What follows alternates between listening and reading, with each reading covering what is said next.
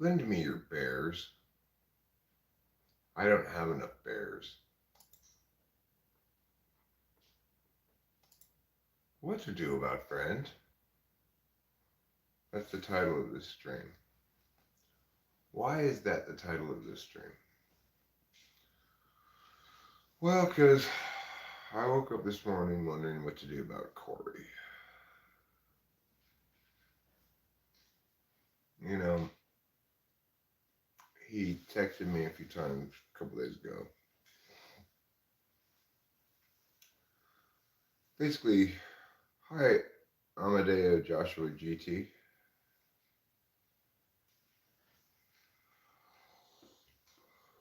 The GT stands for got this. You got this, Amadeo Joshua. Amadeo Joshua, you got this. Okay? Don't let anybody tell you otherwise. You got this.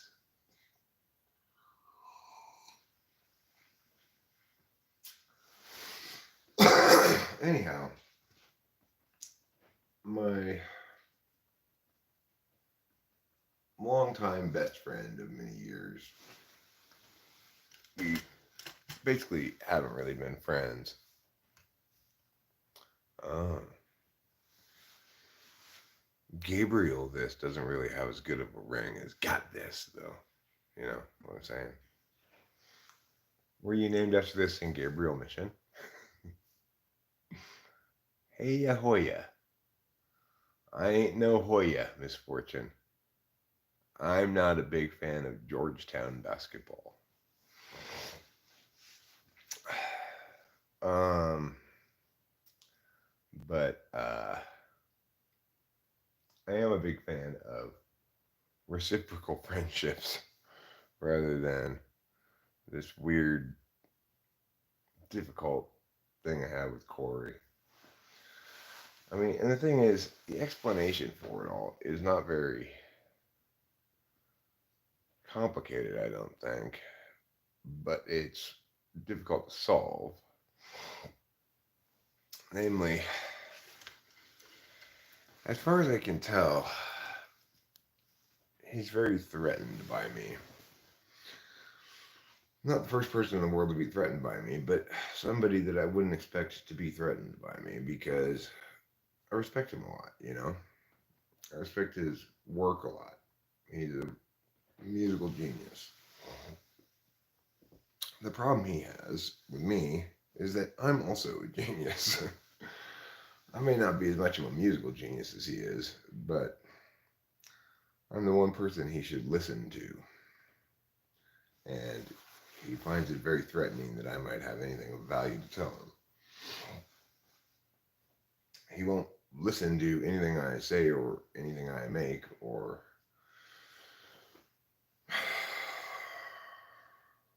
even to simple solutions I have. Like when we went over, Rachel and I went over to their house and for Christmas and had a good time partying, you know, pretty good time. But the problem is, like, I couldn't even get Corey to let me solve basic problems of any sort because he just didn't want to listen to a word I had to say. And he's very, I would say, openly disrespectful of me. While at the same time, I think he feels like I'm the only person who can really understand and respect what he's accomplishing when he's accomplishing things. Hello, meow. Um, I think seeing me and Rachel together is painful for him because it drives home that his own relationship is very toxic. You know, it's understandable that he's damaged after decades of trauma bonding, but I'm nobody's little bitch, you know? So I told him I'd listen to this thing he made and get back to him, you know, like yesterday or today or something, but I still haven't listened to it. Fight for your respect. You include you, encourage friend. Oh. Stuff, Amadeo. It's like one of those horrible poems they make you write in school.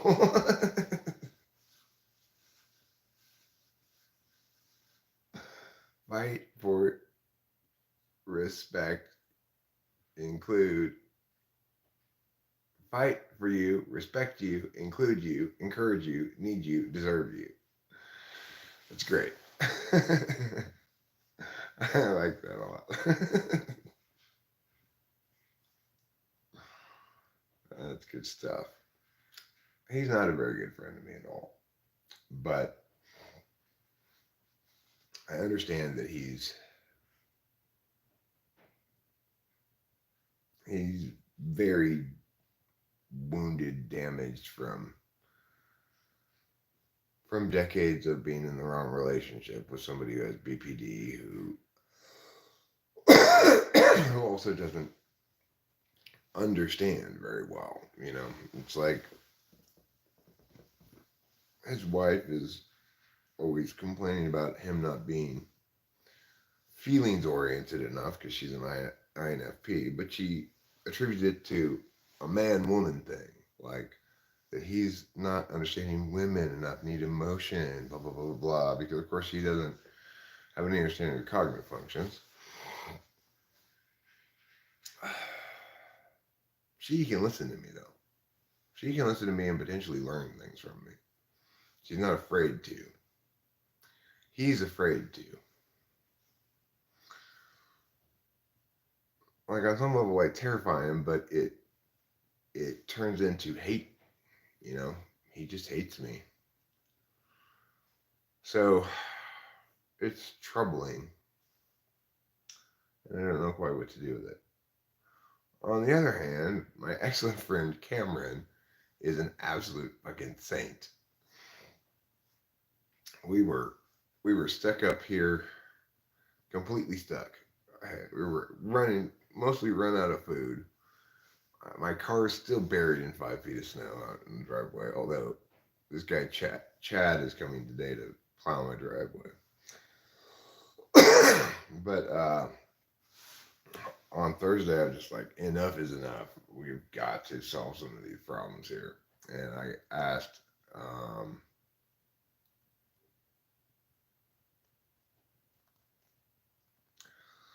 oh, yeah, Jeremiah Fix, I will try to unban you. That's so hard. I don't know how to do it, though.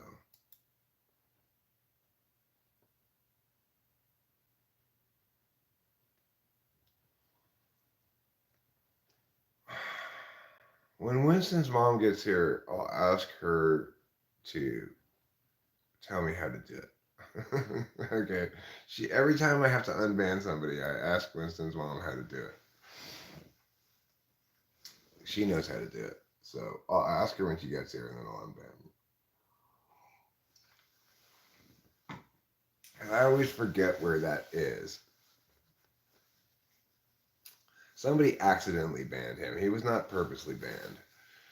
I don't know. Some moderator, butt banned him. So Cameron came up Friday, brought a new DeWalt generator, brought a snow blower, and we spent a couple of hours working really hard to dig him out a parking space up on the road near my house.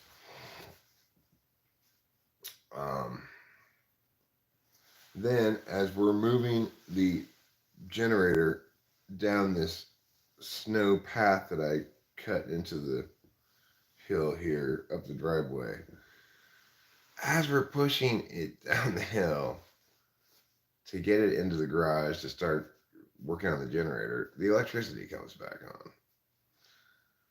So I'm like, oh, story of my fucking life, right? But then Saturday and Sunday, we get a shit ton more snow. And Sunday, yesterday,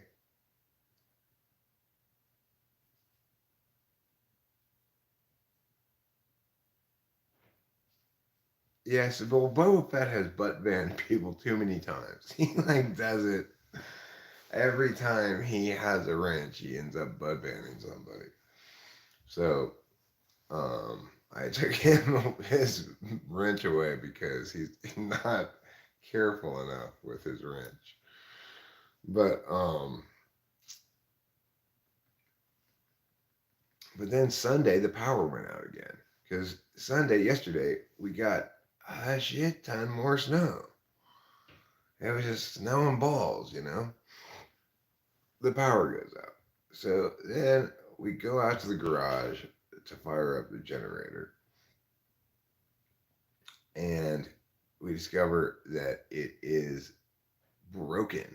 Brand new DeWalt generator, straight out of the box. We turn the fuel petcock, and he starts gushing fuel out of the fucking thing onto the ground. So I was extremely demoralized at that moment. Just like, oh my God, how is this happening? You know, that thing cost $1,200. Um, but Cameron, the other thing that happened was they've changed like this massive cable plug we have that's got two 220s on each end. There's these four prong things, right? They're different from each other, it turns out. And the side that fits into our generator is also the same side that fits into the wall, and the other side doesn't fit into either of them. So I have to go buy a new one of those cables. But what was amazing is I was just like, oh, okay, we're gonna have to replace this brand new generator. We got to replace the other generator that was broken when we got here. But Cameron put a handle on shit, called the generator people, talked to a generator repairman that's local, got advice from him that it's a carburetor problem, and fucking dismantled and fixed the carburetor while Rachel and I were on a walk. Then when we came back, he had that fucking thing working fine. And I still couldn't plug into the house plug, so we couldn't power the whole house. But we ran a couple of extension cords from the three prong outs and got the internet and the TV working again. Of course, as soon as we get them turned on, the power comes back on. It's like the power goes out yesterday. I move. This time we have the generator. Hooray! And yet we start to go to fire up. It's broken. Then, well, first we determined that the plug doesn't fit. Before we even started the generator, we determined the plug doesn't fit. So I'm really just like, oh God, why does nothing ever turn out like it should? And but then we moved all the food from the fridge and the freezer outside, so I didn't have to throw away another refrigerator freezer full of food. And I moved it into to coolers that I put outside, either in the snow for the freezer one or under the walkway for the fridge stuff, you know. And and we ran these extension cords and we set it up. We actually got the computer and the TV and the internet working again, and then power comes back on.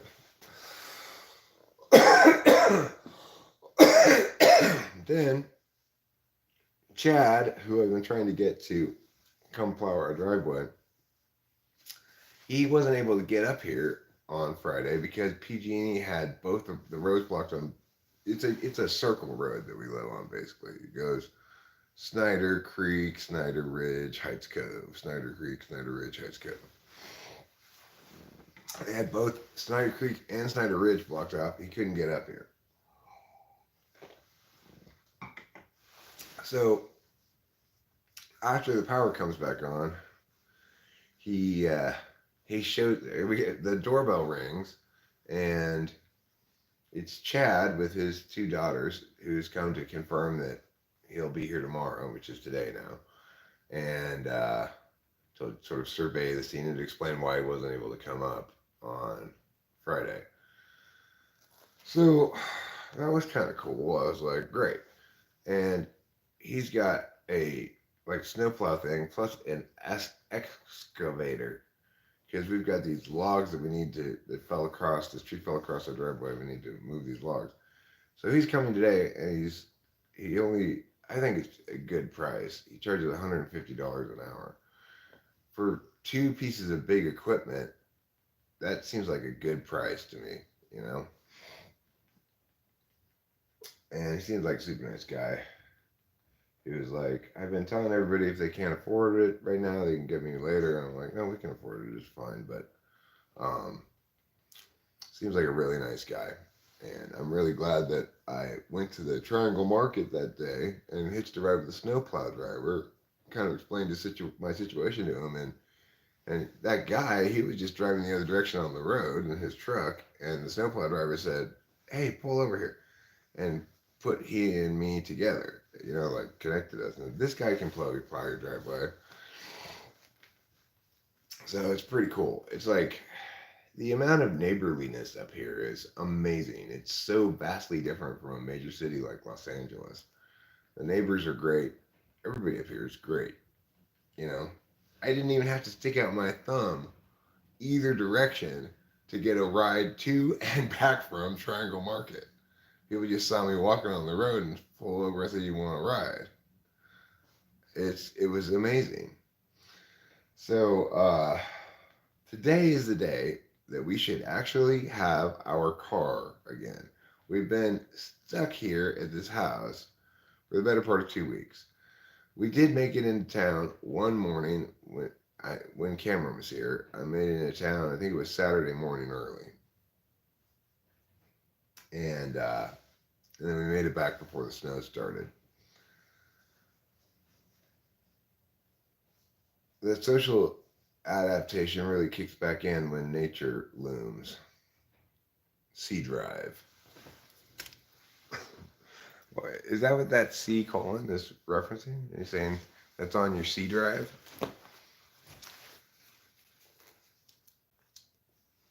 So, you know, like our neighbor Les came one day walking his dog here and said he was doing a wellness check on us after the huge amount of snow. And then he has this kind of a little bit wild dog, and that little bit wild dog nipped at Rachel, actually bit her, but didn't break the skin. She was rather, she's, this is one of her like pet peeves in life is dogs that aren't on a leash. She's kind of scared of dogs or something.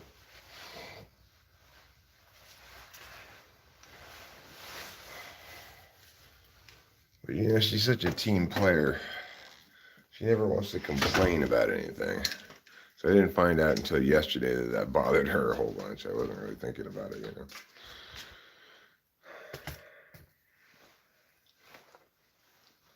Let me go get my coffee. I'll be right back. In the meantime, you guys can look at what Chad needs to move.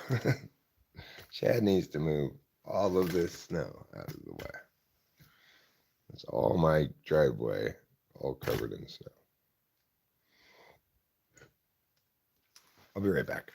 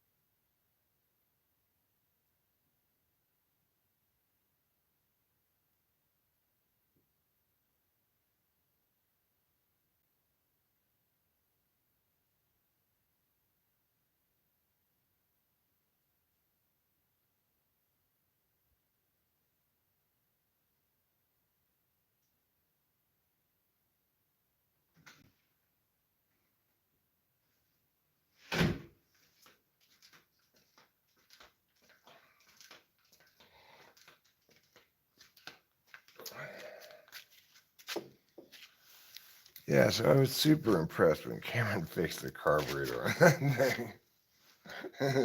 And the thing is, before he even talked to the guy, he had correctly diagnosed the problem. He just confirmed it by talking to the guy that the problem he had anticipated was what the problem actually was.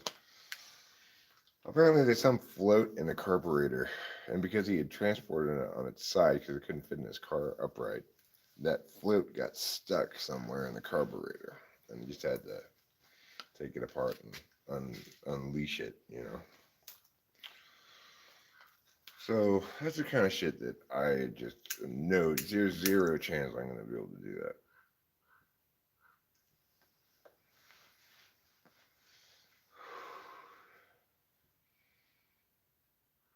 But during those 2 weeks, still the only time I've been able to get into town is that one Saturday morning where I went for groceries. And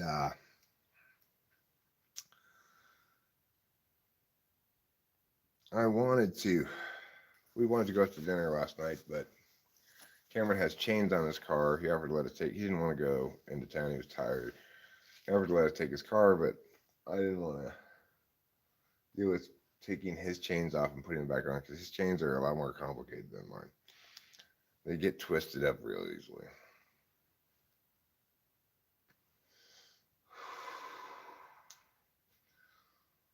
But anyway, tonight, hopefully, we'll be able to go into town, go out to dinner. Because it's one thing that Rachel and I miss. We usually go out to dinner once or twice a week now. We used to eat out constantly. But now that we're back here, we're, you know, it's a solid, best case conditions, 30 minutes into town. More like 45 when there's snow on the road and stuff, you know? So we've just been eating here at the house a lot. Almost every single meal. But we do like to go into town, go out to dinner once or twice a week, you know?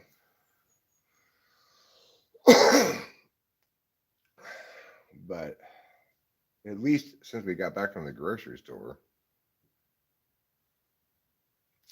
um, I haven't been suffering from a protein deficiency. Prior to that, I was eating too much wheat and tomatoes, which is what I call spaghetti and red sauce. Wheat and tomatoes are inadequate to fill me up. I have a very high metabolism. I need a lot of meat.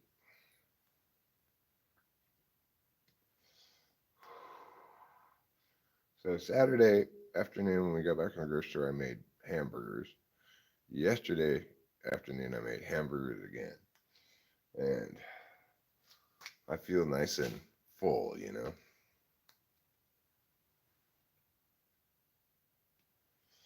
And I actually opened one of the bottles of wine that we have to cook with. I cooked the hamburgers in white wine yesterday. I figured, you know, might as well, since I'm doing more cooking nowadays, I might as well use some of this wine to cook with. I can't drink it, but if you cook it long enough. Good morning, Cameron. How nice to see you. I was just telling people about your amazing success yesterday of fixing that fucking carburetor. That was so impressive, dude. I'm so impressed.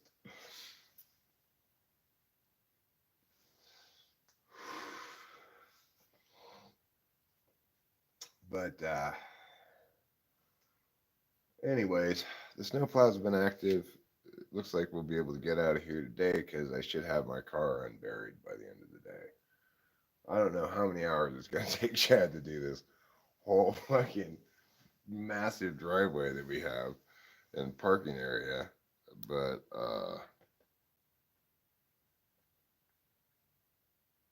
that's that SOB.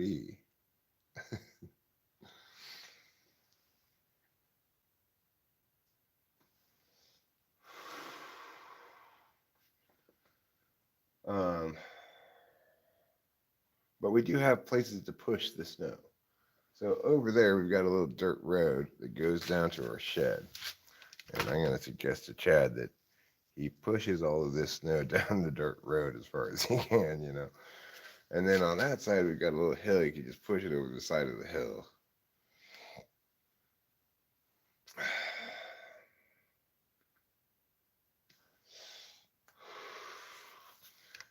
My car is so buried that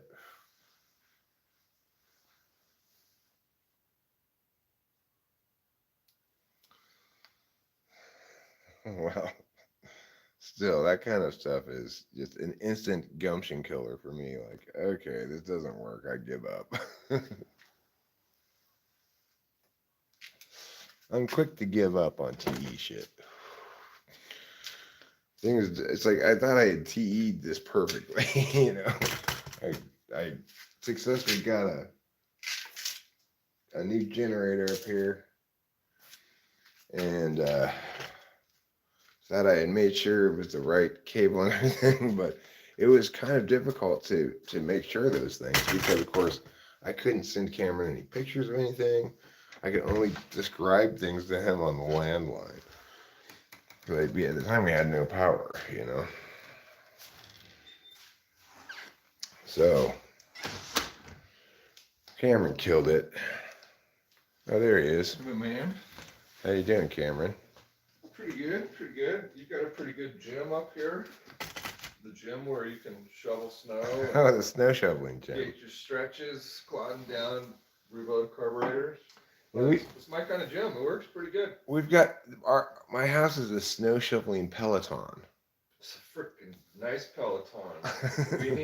we need Billy Blanks to motivate us with his thumb up our butthole. Yeah. So anyway, I've done a lot of snow shoveling recently, and the other thing is Cameron brought up the snowblower.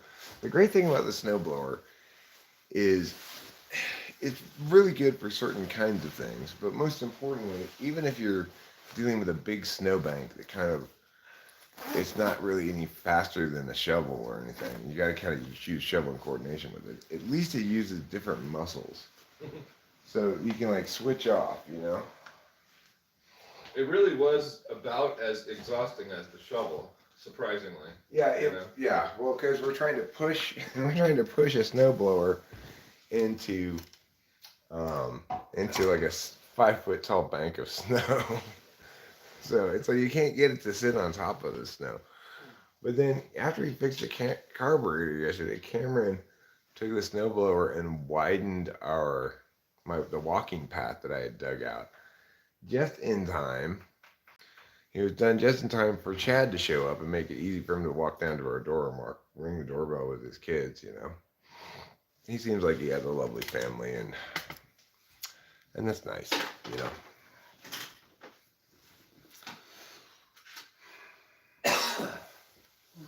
Did he have a time he was coming or just coming? He just said today. Hopefully in the morning, you know. Hopefully he starts with me. Okay.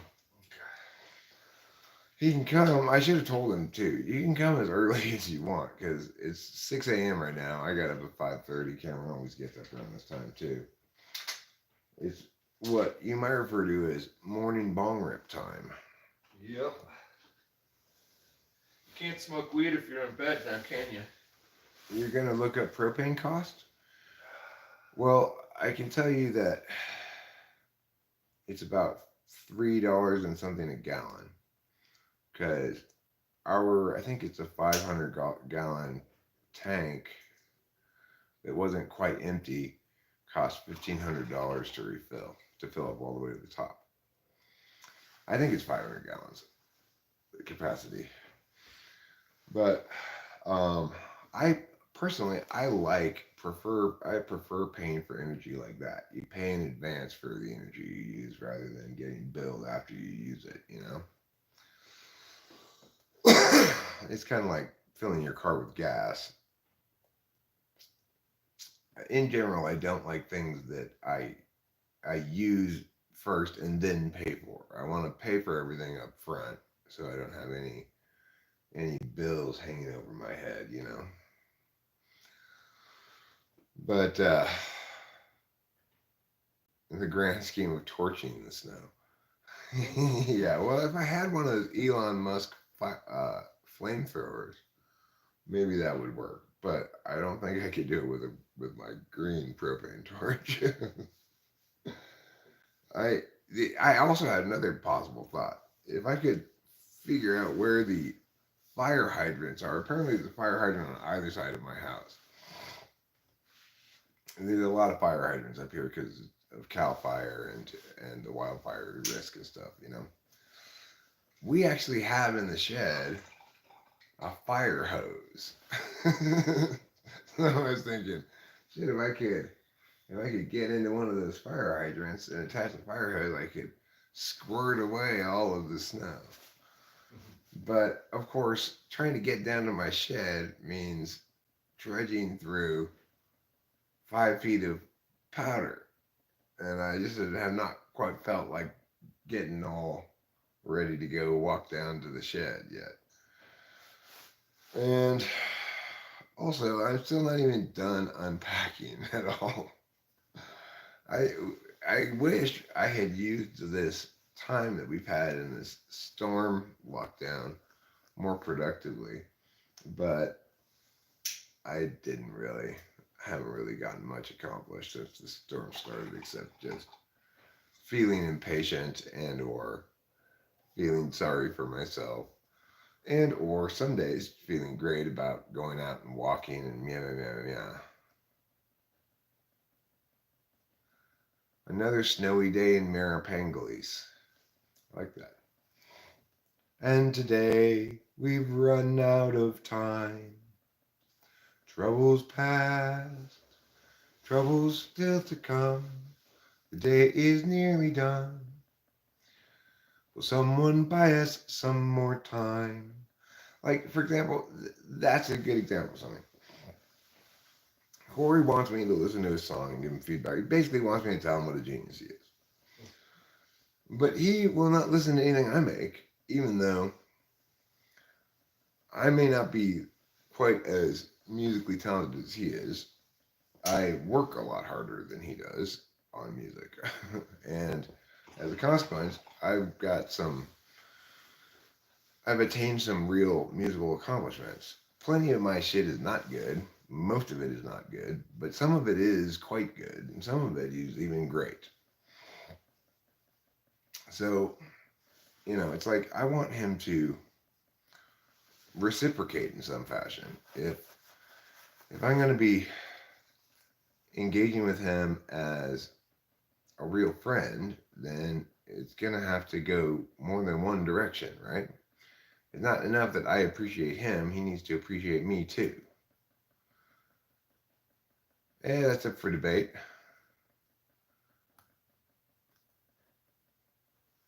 But whether some of the things I make are great, I mean, Cloudy Day in Los Angeles is pretty great. It's pretty difficult to dispute that one.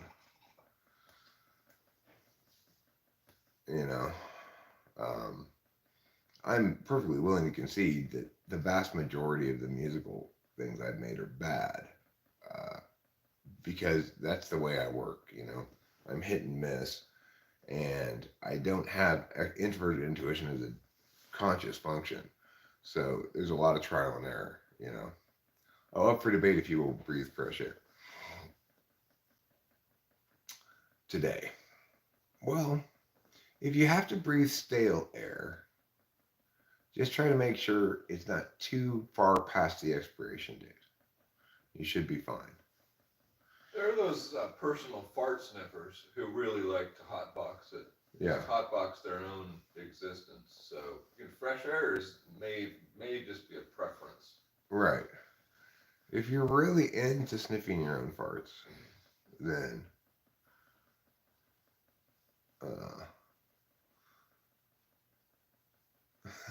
then go ahead and do that.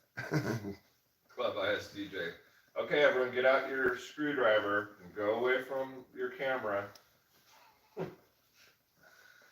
Like, what even is fresh air? Is it pure oxygen or parts of nitrogen? I like to breathe pure nitrogen. I like to breathe pure liquid nitrogen. That keeps my lungs cool and aerated. I think right now what I'm going to do is follow Cameron's lead. And that's right.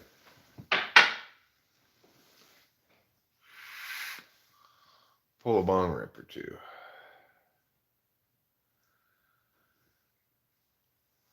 Looks like it's cleared enough. Okay. So, step one in pulling a bong rip, naturally, is packing a bong rip. You can't pull an unpacked rip. It doesn't stop us from trying now and then,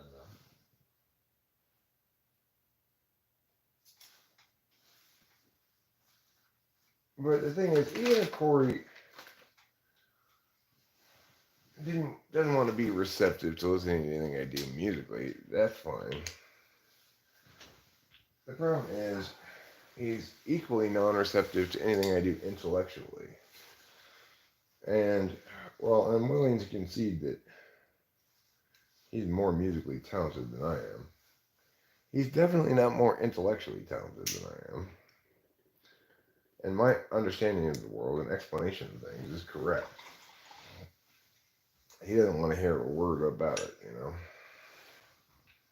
And it's not because he's just not interested in that kind of thing. It's because he finds it very threatening that I might have anything at all to teach him, you know.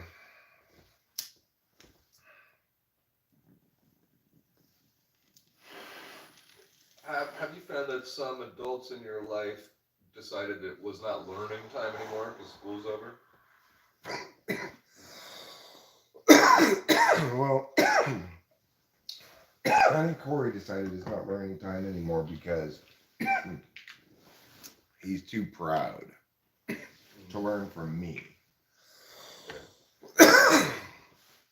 He considers himself the real intuitive, and me he's something else. You know, he doesn't understand cognitive functions, but he does understand how intuitive he is. Okay. And he talks about his intuition a fair amount as being the driving force in his life. No, not Corey Matthews from Boy Meets World, my friend Corey from Temple City.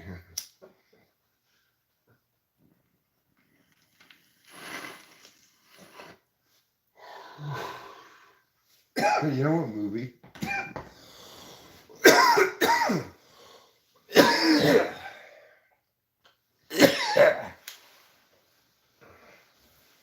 I totally don't want to watch Champions with Woody Harrelson.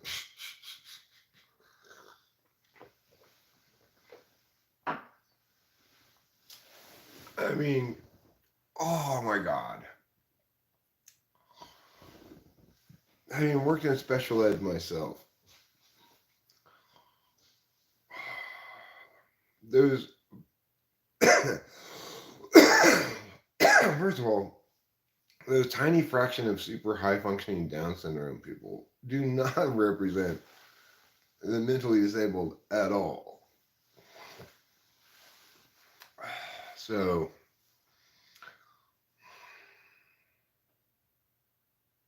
it's just like,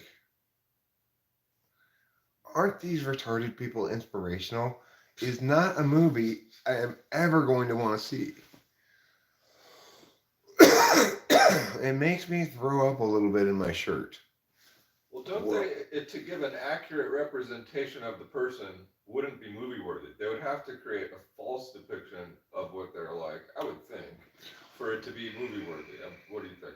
Well, I mean, the plot of that movie is an NBA basketball coach gets fired and for some reason has to coach a Special Olympics basketball team to regain his job.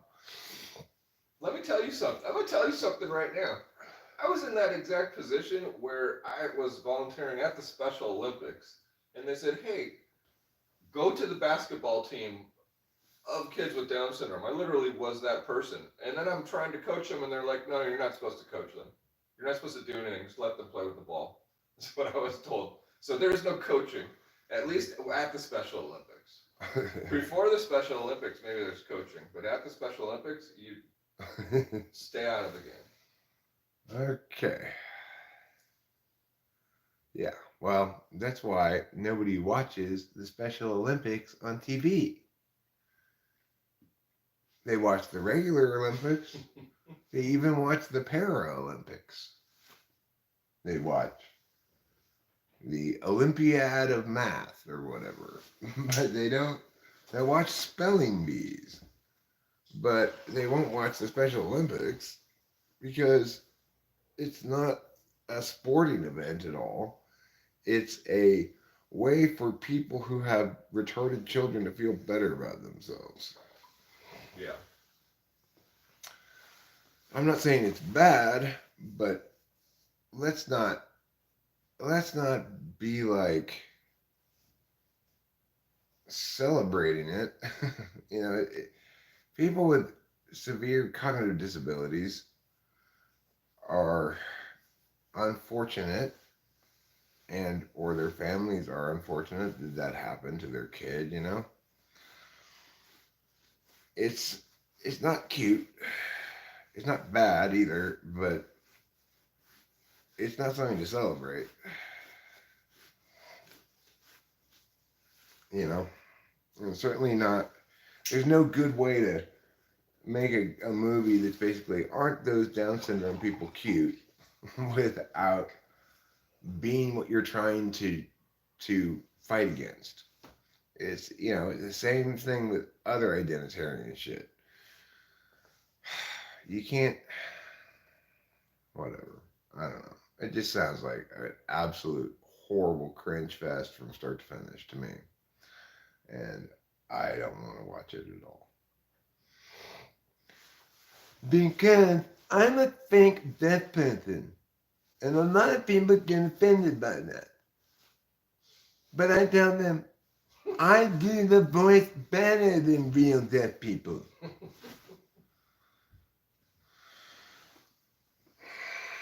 Would you be able to superimpose yourself over Desmond Tutu's videos? Could you just have like a Desmond Tutu in the back? Is that's the guy with the fake interpreter, right? I think that was Nelson Mandela. Same guy, right? But still, No, put both behind you. Everyone know what we're talking about. Bishop Desmond Tutu and Nelson Mandela are unmistakably linked now forever because Bishop Desmond Tutu died many years before Nelson Mandela. And when Nelson Mandela died, lots of people in the world said, he already died. And thus was born the term the Mandela effect. Which type is best early on at long-term partner selection and which are worst? I don't know how to answer that question. I'm not sure. You're asking a question about which people are most successful at using FI, which is different than who have the best FI. I will say this. Cameron and I watched a married couples episode of Naked and Afraid. The only one I've ever seen. It was a fan episode, and the two fans were a married couple. And my typing of them is ENFJ lady, INTJ dude. And it's the first time I've ever seen an INTJ on Naked and Afraid. But I'm quite convinced that dude was an INTJ. And they successfully pulled it off because the ENFJ lady, who was a 24-year-old and was clearly the boss of the relationship while also being very feminine. She had the vision for what they were going to do. Why she was the one who said we're going to go do this, and she saw it as her job as maintaining her husband's emotions the whole time, and they were an amazingly great couple. It's not a pairing that I would expect to work out especially well as a couple, because you're talking about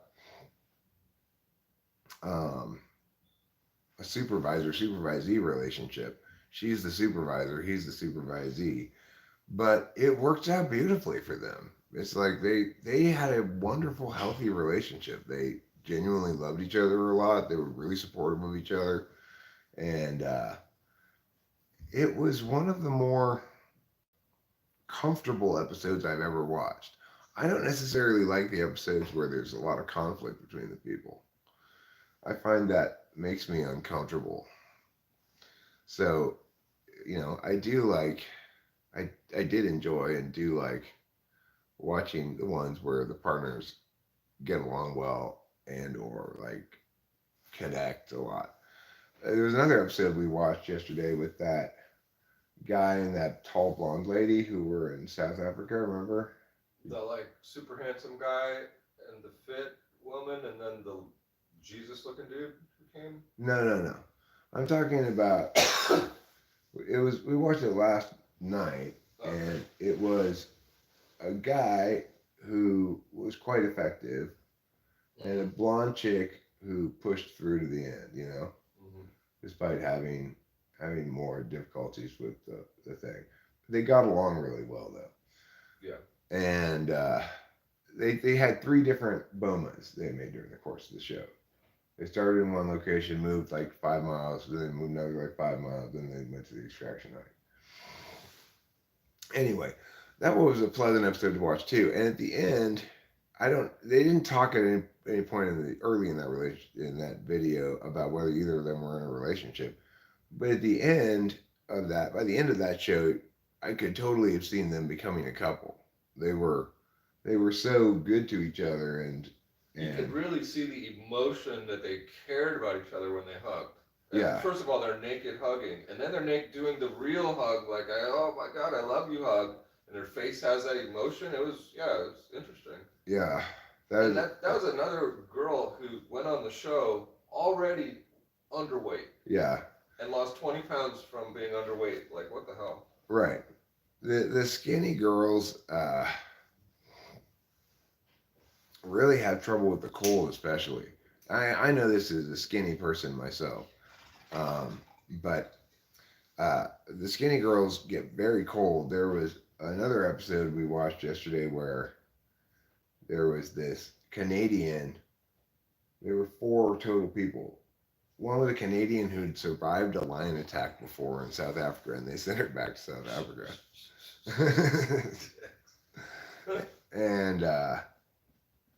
and she was partnered with a Cajun guy, like straight up Louisiana swamps, right? And he was super cool. But then the other pair, the dude was a super dick ESTJ that I didn't like at all. Made me have a little bit of a rant about ESTJs.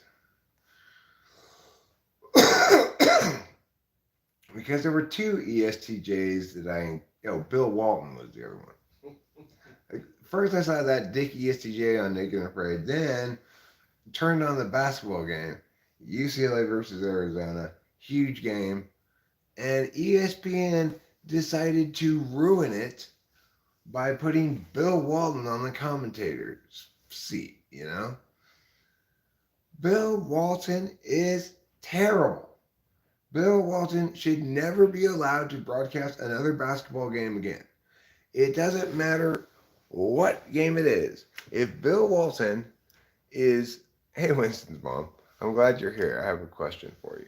Can you remind me again how to unban somebody? Or if you can do it, could you unban Jeremiah Fix? I don't know how come he got banned or how he got banned, but he's banned. And Ultra Super SSJ2 is Jeremiah Fix. I read that female bodies quickly shunt blood to the core to keep them alive, which makes their limbs feel cold. Huh. Well, I get cold. I get cold very easily too, but I can tell my body shifting and adjusting to this place. Like nowadays, I go outside and it's like whether or not it's cold or not, it's like depending on whether it's high 30s or high 20s. High 20s is cold. High 30s is not that cold.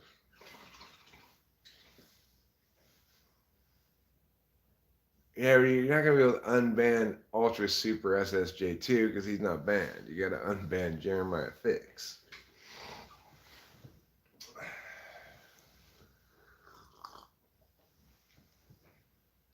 do or have you heard about SI Dom's body temperatures? Well, we've got one right here. Cameron, can you talk a little bit about your relationship with temperature, whether you get cold or hot, and also other SI things like your relationship with sleep, food, etc.? Well, first, tell me what SI means, because I'm a not knowing what the letters means guy. Okay, SI refers to your bodily well-being, your hunger, your thirst, your need for sleep, your awareness of those things. Like Rachel has almost no awareness of those things. Okay. Very limited awareness of those. When I asked her to self-report on the progress of her neuropathy, it's very obvious that she's not paying any attention to what her body feels like. So, it just depends if I want to be positive or negative about stuff. Like, my body hurts every day, my sleep sucks.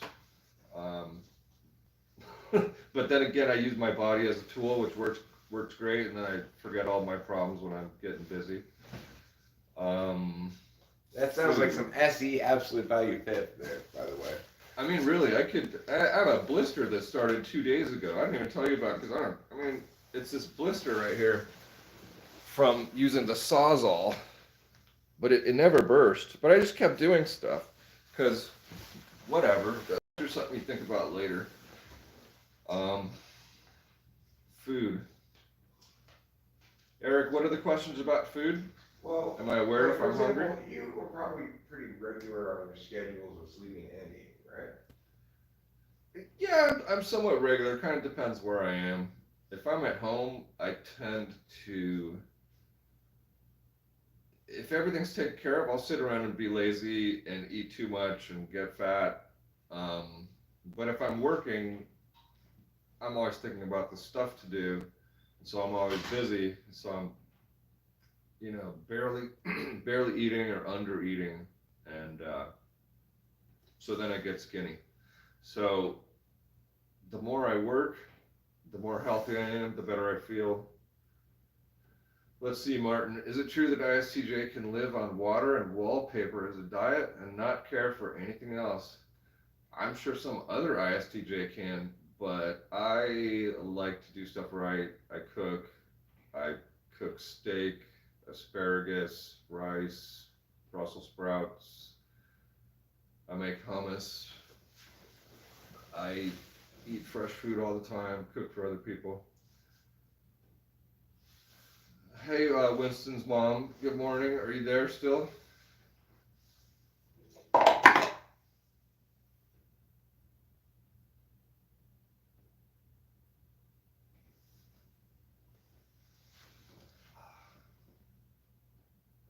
All right, you can ask an ISTJ any other stuff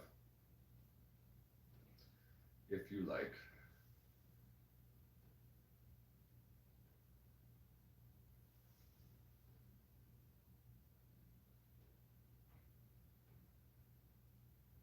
Hey, thank you on the cool jacket. Found it on eBay. It's a Mountain Hardware brand, which I try to get these because they're high quality and they don't get destroyed in the outdoors. So yeah, I found this one on eBay. It came to my house and it actually sort of stunk. And so, ooh, it says no signal. I don't know if this thing's gonna go down, but yeah, this jacket stunk, and so they ended up sending me my money back. Let's see. What day were you inadvertently banned? And oh no, that's okay. Cam Motor, how are you? Having fun up here in ISTJ house that needs an ISTJ. There's always stuff to do. I'm always like, Eric, don't you want to patch holes in the wall to have fun?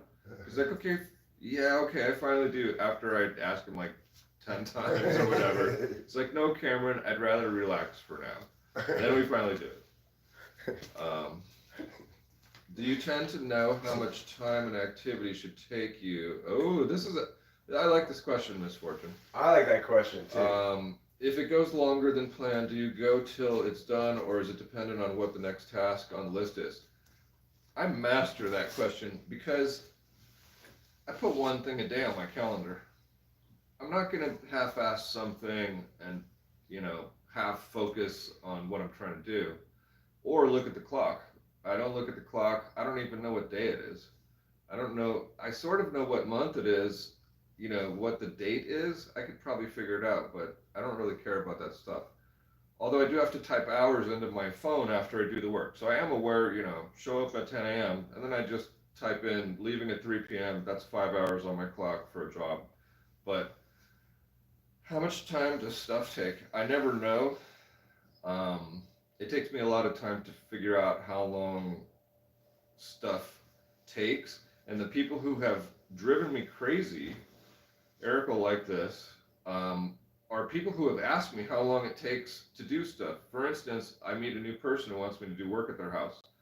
David Strauss asked me how much to paint the bathroom, a question that takes 4.5 words.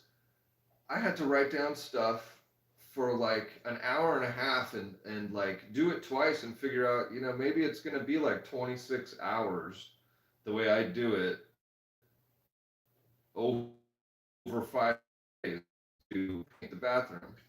But then in the end, it's like, oh yeah, just it. So in any case, it takes until it's done perfect. That's TE right there, and that's why I hate TE so much. I want to know how long. I want to know before I start something. Number one, that I'm definitely going to be able to fix the problem, and Yeah. number two, approximately how I'm going to be able to fix it, and the problem, and therefore how long it's going to take. Yeah. But the problem with TE, you never know for sure if you're going to be able to fix it at all. You may end up putting a bunch of time into for no reason at all. That's part of it. I don't even always consider what I'm doing a real task because I don't know if I'm gonna complete the task or have success. I mean, usually I do. Especially the older I get, the more tasks I've done. You know, the carburetor was a repeated task. I've done that so many times. I was impressed that we got that car spot space dug out as quickly as we did. That we had to move a lot of snow. That was a pain in the ass. That Yeah. was a pain in the ass. Yeah. But hey, you got to do it. And I think that the anxiety of blocking the road made me extra attentive to the task. Right, because when Cameron first got here, he had no place to park at all. He had to park right in the road, and periodically cars would come, and he'd have to back down to this turnaround spot. Yeah. Yeah. Oh, let's see. The other person who drove me crazy about time and scheduling was, so I work for this person named Ginger, who is a connection from 39 years ago. Somebody who I met. This is their stepmom. She recommended some other person for me to work for. But these people aren't multi-millionaires with a super nice mansion. They're just regular people who's were retired teachers, and so it doesn't matter with Ginger how long stuff takes. I'm very efficient and I don't take extra time, so we don't even have to talk about how long stuff takes. I just do the stuff, show her the hours. But these other people wanted me to do a bunch of work at their house and tell them exactly how long it would take to do it. And I'm saying, well, this is work I've never done before, so I don't know how long it will take. But they still wanted me to write up, a whole friggin' essay on it. And that drove me crazy. I hated working for them. I didn't even end up really calling them back later because I don't want to write an essay to pull my fucking hammer out. Fuck that. What is this? Are you still in the scooter business? Not really. Scooters are for broke ass people. Not that being, not. I'm saying stuff about money too much. Scooters are sort of lame, and the amount of fun I have in them is limited. So on occasion, I'll find one that's broken and fix it and sell it, or show my friend Joseph a broken one and he'll fix it, or we'll fix it together. And he and I will ride once every month or two. That's it with scooters.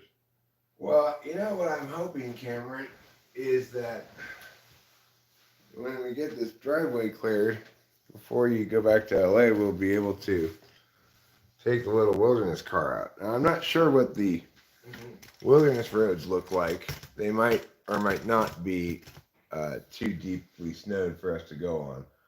But we'll cruise around. That'll be fun. Yeah. What I really want to do is go to this place, Clearwater. which Okay. is apparently like an old abandoned mining camp out in the woods that you can only get to with a little wilderness car or by hiking. Ooh, So I think we can make some cool videos there. sweet. And We bring the Glocks out there possibly. we could even bring the rifle. Oh, okay. Yeah, if it's that wilderness, yeah, we need to do some rifle oiling. Live stream rifle oiling. It will take us 1 hour You know of what? rifle oiling. YouTube's really fussy about firearm stuff. I've heard they're little bitches about it, yeah. So I don't think we're gonna do that. But if we gotta work on it first, okay, that's fine. We could work on it first. I'm not Yeah. opposed to working on that. Yeah. Cameron's right. He totally busted me. I'm very lazy, and I greatly appreciate his encouraging me to do things. Because when we get things done, I'm always very happy that we got them done. Um, but yeah, I suffer from excessive laziness syndrome. ELS? Yeah. Doctor, fulfill my fucking prescription for Adderall. I suffer from ELS. Oh, I was ready to call in my Adderall prescription today. I haven't been on Adderall for such a long time. I'm just forgetting about it, but I should get it. I hopefully maybe even this afternoon. So that'd be nice. Uh, Monday is not the greatest day in the world for going out to dinner. I know that the dinner house is closed, and it may be that all three of the fancy restaurants in town are closed. They're not super fancy, I mean, but they're like nice sit down places as opposed to a diner or like a drive through. Maybe we plan on doing that as early as possible. Like they opened at 5 or something. Not that eating at 5 makes a lot of sense, but it'll be lighter or. No, I agree with you. Okay. Can you schedule me for the talk over TGMs for Thursday, Friday? Sure. Yeah, tell me the day and time, and I'll put it on my calendar. Um, Show Media asked, when did you smoke weed for the first time? Do you remember your high? When did I smoke weed and do I remember my high? Yeah. This is the one I remember. I may have tried it before this time, but this was more like a story. Um, I was scheduled to take the SAT on Friday, and I was hanging out with. I'd started like drinking wine coolers and stuff like that, maybe a few months or in the year prior to taking the SAT. So I was at my buddy Eric Nelson's house, standing on the outside of his brick wall, outside of his lovely yard, which was great protection for smoking weed, which we would do for decades after that. But when we were kids at 16, um, we stood out there with several friends and passed a joint around, after drinking and stuff. And yeah, I guess I felt a little fuzzy and then took the SAT the next day. And I'm not the biggest scorer on that SAT, but I don't really blame the weed. I blame my bicycle. I'd blame your bicycle too. Yeah. Um, I like my bicycle more. So Misfortune says, I just realized that one of the wooden framed mirrors on our wall had all this horrendous scratches on it, like a lot. I've now been informed they were there the whole time. Do you notice the imperfections in your items right away, Cameron? I notice anomalies or ways stuff isn't factory everywhere that I ever see. But I don't. If it's not mine, it doesn't matter. I can't fix the entire world. But yes, I do. But it happens that I picked up a mirror from the side of the road when I moved into my house that was like a functional mirror with ugly paint on it, and I took it home and I repainted it. I spray painted it gold, the frame gold, and I thought it looked good. But then I came to realize that had a scratch right in the middle of it because I wasn't looking at the mirror. I was looking at like the potential of the mirror. So it still sits in my house with a big ass scratch on the middle of it. While I am aware that in Eric's bathroom there are two nails in the wall that someone spackled over, and I'm like, who do that? Which bathroom? In your bathroom over here, someone just fired the nails into the wall and put spackle over it. Like, what an asshole. I have no idea what he's talking about, of course. Of course. But I notice everything. Yeah, but I improve everything. I get broken stuff and I make it bitchin', and maybe I sell it or whatever. It's great. Yeah. Well, I noticed some of the things around here. Like I noticed the paint. The spots where I need to paint. Like there's this spot on the bathroom door that's like a black scratch kind of thing. I want to paint that. There's a variety of paint things I want to do here. I noticed things like the rain gutter in the back is breaking because of the weight of the snow, and that's I'm gonna have to replace. And it's like that's the kind of damage that is totally within acceptable range when you have a historic weather event, right? Mm-hmm. If it just breaks up one of your rain gutters, okay, that's not too bad. Mm-hmm. Hopefully, the tree that fell on the driveway didn't break the driveway very much. I'm sure the driveway's fine. But yeah, well, I'll find out when we get the snow moved off of it. That's really exciting. Your driveway's going to be cleared out. And do you anticipate keeping the whole the whole driveway cleared out with your snowblower, or like cutting a thing to the garage and up by the mailbox only? Yeah, I'm gonna. Well, the thing is, I don't expect there to be much more snow at this point. Okay.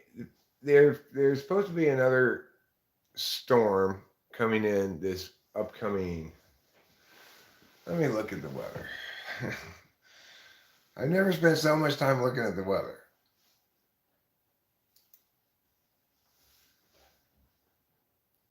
Winston's mom, that's very kind of you to say.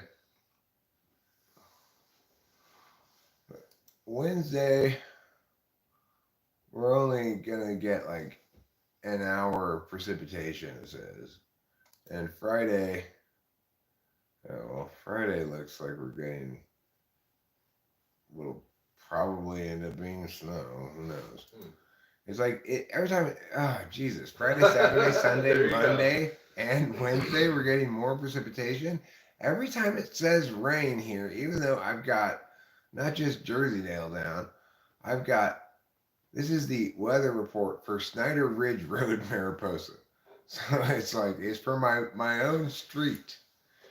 It says rain, but like so far, the last number of storms, every time it said rain, it's been snow anyway. So I don't know. I can trust it to be rain. If in fact this rainstorm is supposed to be coming in on Friday, well, Wednesday's like a pre-storm, then Friday, Saturday, Sunday, Monday. So I got to figure out what day to go. Maybe I go tomorrow. Yeah, you're driving today. I go tomorrow. Yeah, you should probably go. You should probably go tomorrow if you don't want to get really stuck here. Yeah, I don't know how that car's gonna work in the snow. What I'm gonna do is I'm gonna park my car at the top of the driveway over here. I'm gonna just try to keep that part of the driveway clear if we're gonna get another big series of storms. I want to be able to get out both the yeah,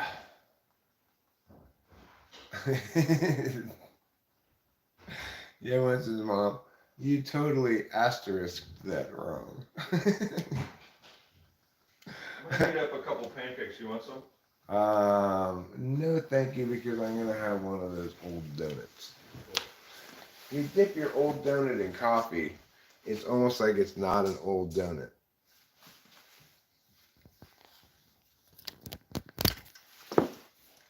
That's the key to consumption of old donuts. You have to dip them in coffee.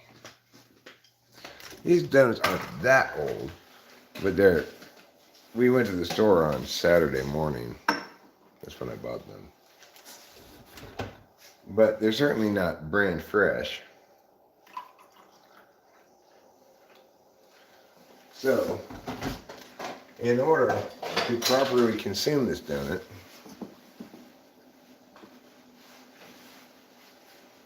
I will have to dip it in this coffee. That's the only way. It's the only way. Okay.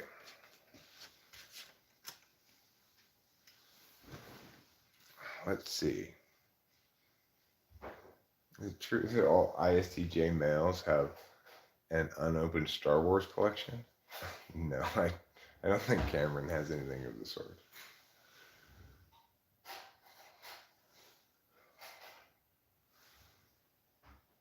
Cameron's more of a practical things guy than he is an action figure kind of guy. What Cameron has is whatever tool you need in his car already, which is pretty amazing. Cameron also has the most spectacular portable bong setup in the world. His bongs, you could eat off of them.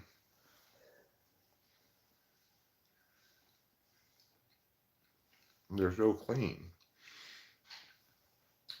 My bong, in contrast, is not. Good morning, my precious angel. Does Cameron have a utility belt? Utility belt? He's got a... I dreamed of having one, but I do not. He has a utility outfit, okay? He's got clothes that have multiple pockets, and he knows what's in every one of his pockets. True.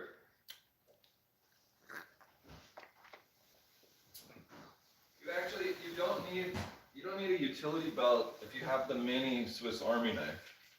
With the mini Swiss Army knife, you already have a screwdriver of both types, scissors, can opener, knife, light, pen, you have everything. One thing that Cameron has are lighters with a flashlight on them, so you can pack and pull bong rips in the dark.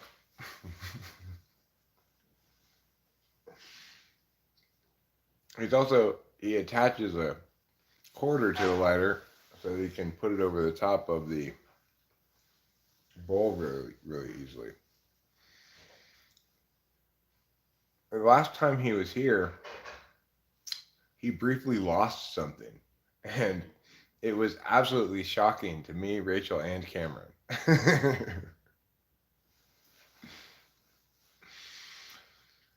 If they banned utility knives, Cameron, would you go out into the streets and protest? No, I will never go out in the streets and protest. And why not? You just don't think it's worth it? I don't like crowds of people. And I don't like the type of people who stand around yelling shit on soapbox. It just doesn't do anything to go out and protest. I do stuff all the time where I affect action. That's not affecting action to protest. Not affecting action to protest, says Cameron, which is another good instance of SE.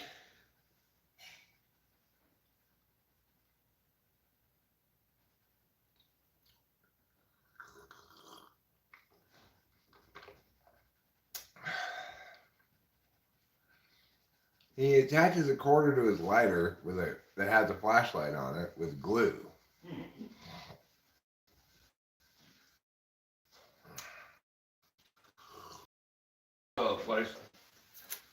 It's with a dime glued onto it. It's probably hard to see. You can put it on your bowl, and it doesn't fall off. And it doesn't fall off like the quarter does. So look, you could hold anyway, and then the smoke doesn't go in the air, making it all gross. That is smart.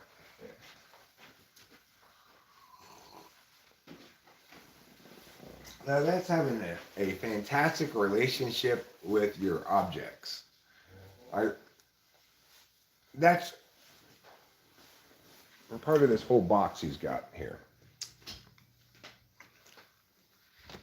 See this setup he has here? He's got a funnel with a bottle that pours pond water into. Yeah, it changes it like every time. I changed mine the other day. It was the first time I changed it in weeks.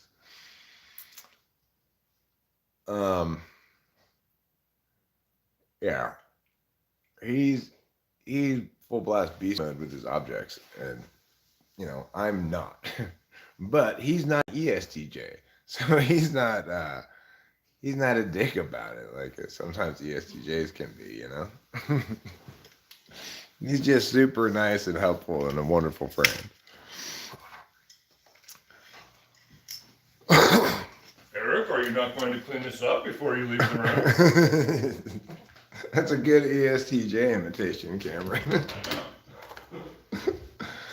Oh, this cigarette pack. This cigarette pack here causes me nothing but consternation, and I'll tell you why. It's because it has only one joint in it. And so I can't throw it away, but I keep thinking it has cigarettes in it. Is it true that an ISTJ can intuitively tell if your radiator needs bleeding? I don't know. I don't know about that one.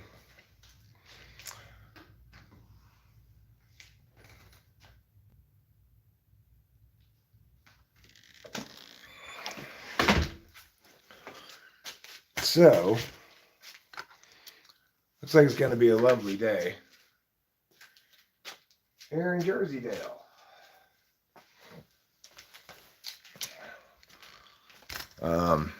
I've got a bunch of really good still photos from the day I took a walk to the Triangle Market, which was like the most beautiful day to take photographs. And I want to post them up to the community tab, but I haven't gotten around to it yet. So you can tell it got cold last night because the water on the covered part froze. That's when you know it's actually got cold. You know what? I saw some interesting facts yesterday watching this weather gone viral show on TV. It says that the temperature at which water must freeze. What do you guys think the temperature at which water must freeze is?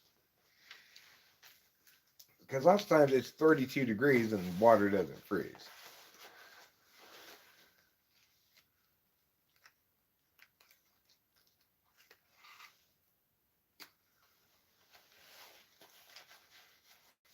Well, I guess trouble went. Might be his comeback route here, but it might be his going out route today. I'm not sure if he's in the house still or not, but he should enjoy this. A nice clear day. He was out at work yesterday again, and it was snowing balls all day.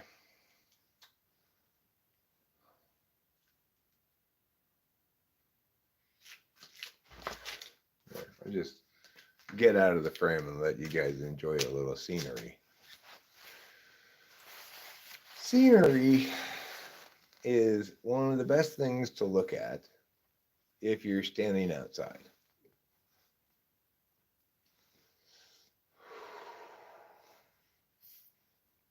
Inside, I would say naked Rachel is one of the best things to look at. I also enjoy television.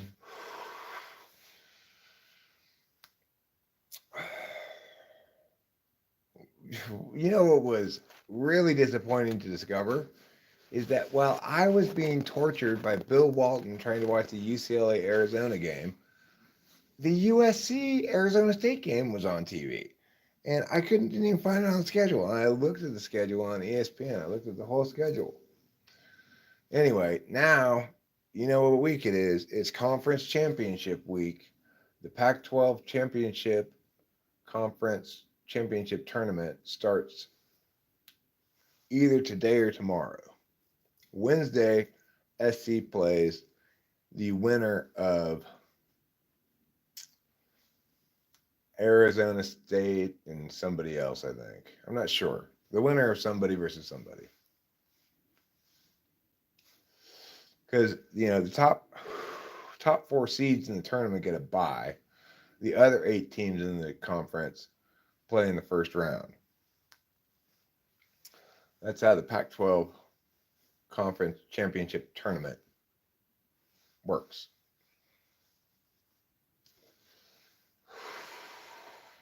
My dad used to go to that tournament fairly often, like most years, or at least for a stretch of time he went several years because it's always somewhere. It's usually in Vegas, but I'm not sure it's always in Vegas.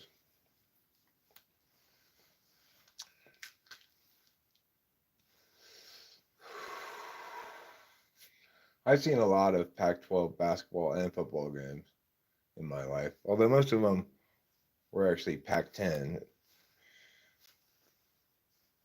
And I can't believe that USC is and UCLA are leaving the Pac-12 for the Big Ten in football.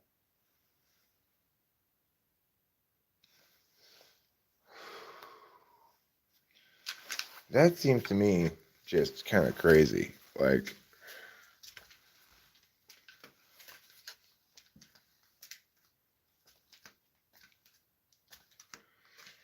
but the temperature at which water must freeze is minus 55 or minus 52 degrees Fahrenheit. I'm not sure if they're going to add 2 more teams from some other conference or what. I think it's only football. I'm pretty sure.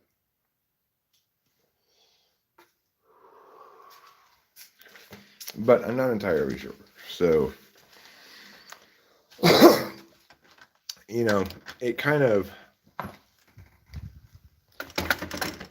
messes with my SI because I'm a lifelong Pac-10, Pac-12 fan and a huge USC fan, you know? So, I don't like having my loyalties divided like that, especially. I prefer, I think, that SC stay in the Pac-12. On the other hand, because I'm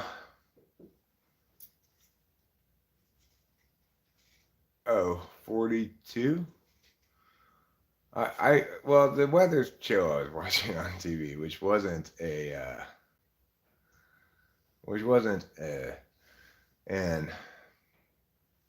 especially scholarly show. I'll concede.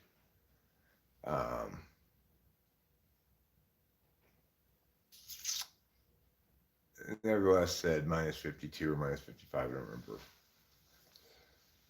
but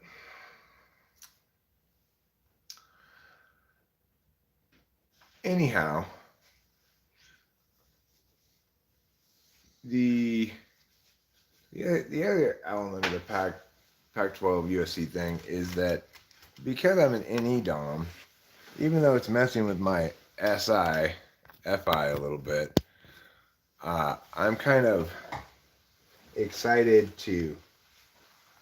by the newness of also being able to watch the Big Ten in a interested fashion.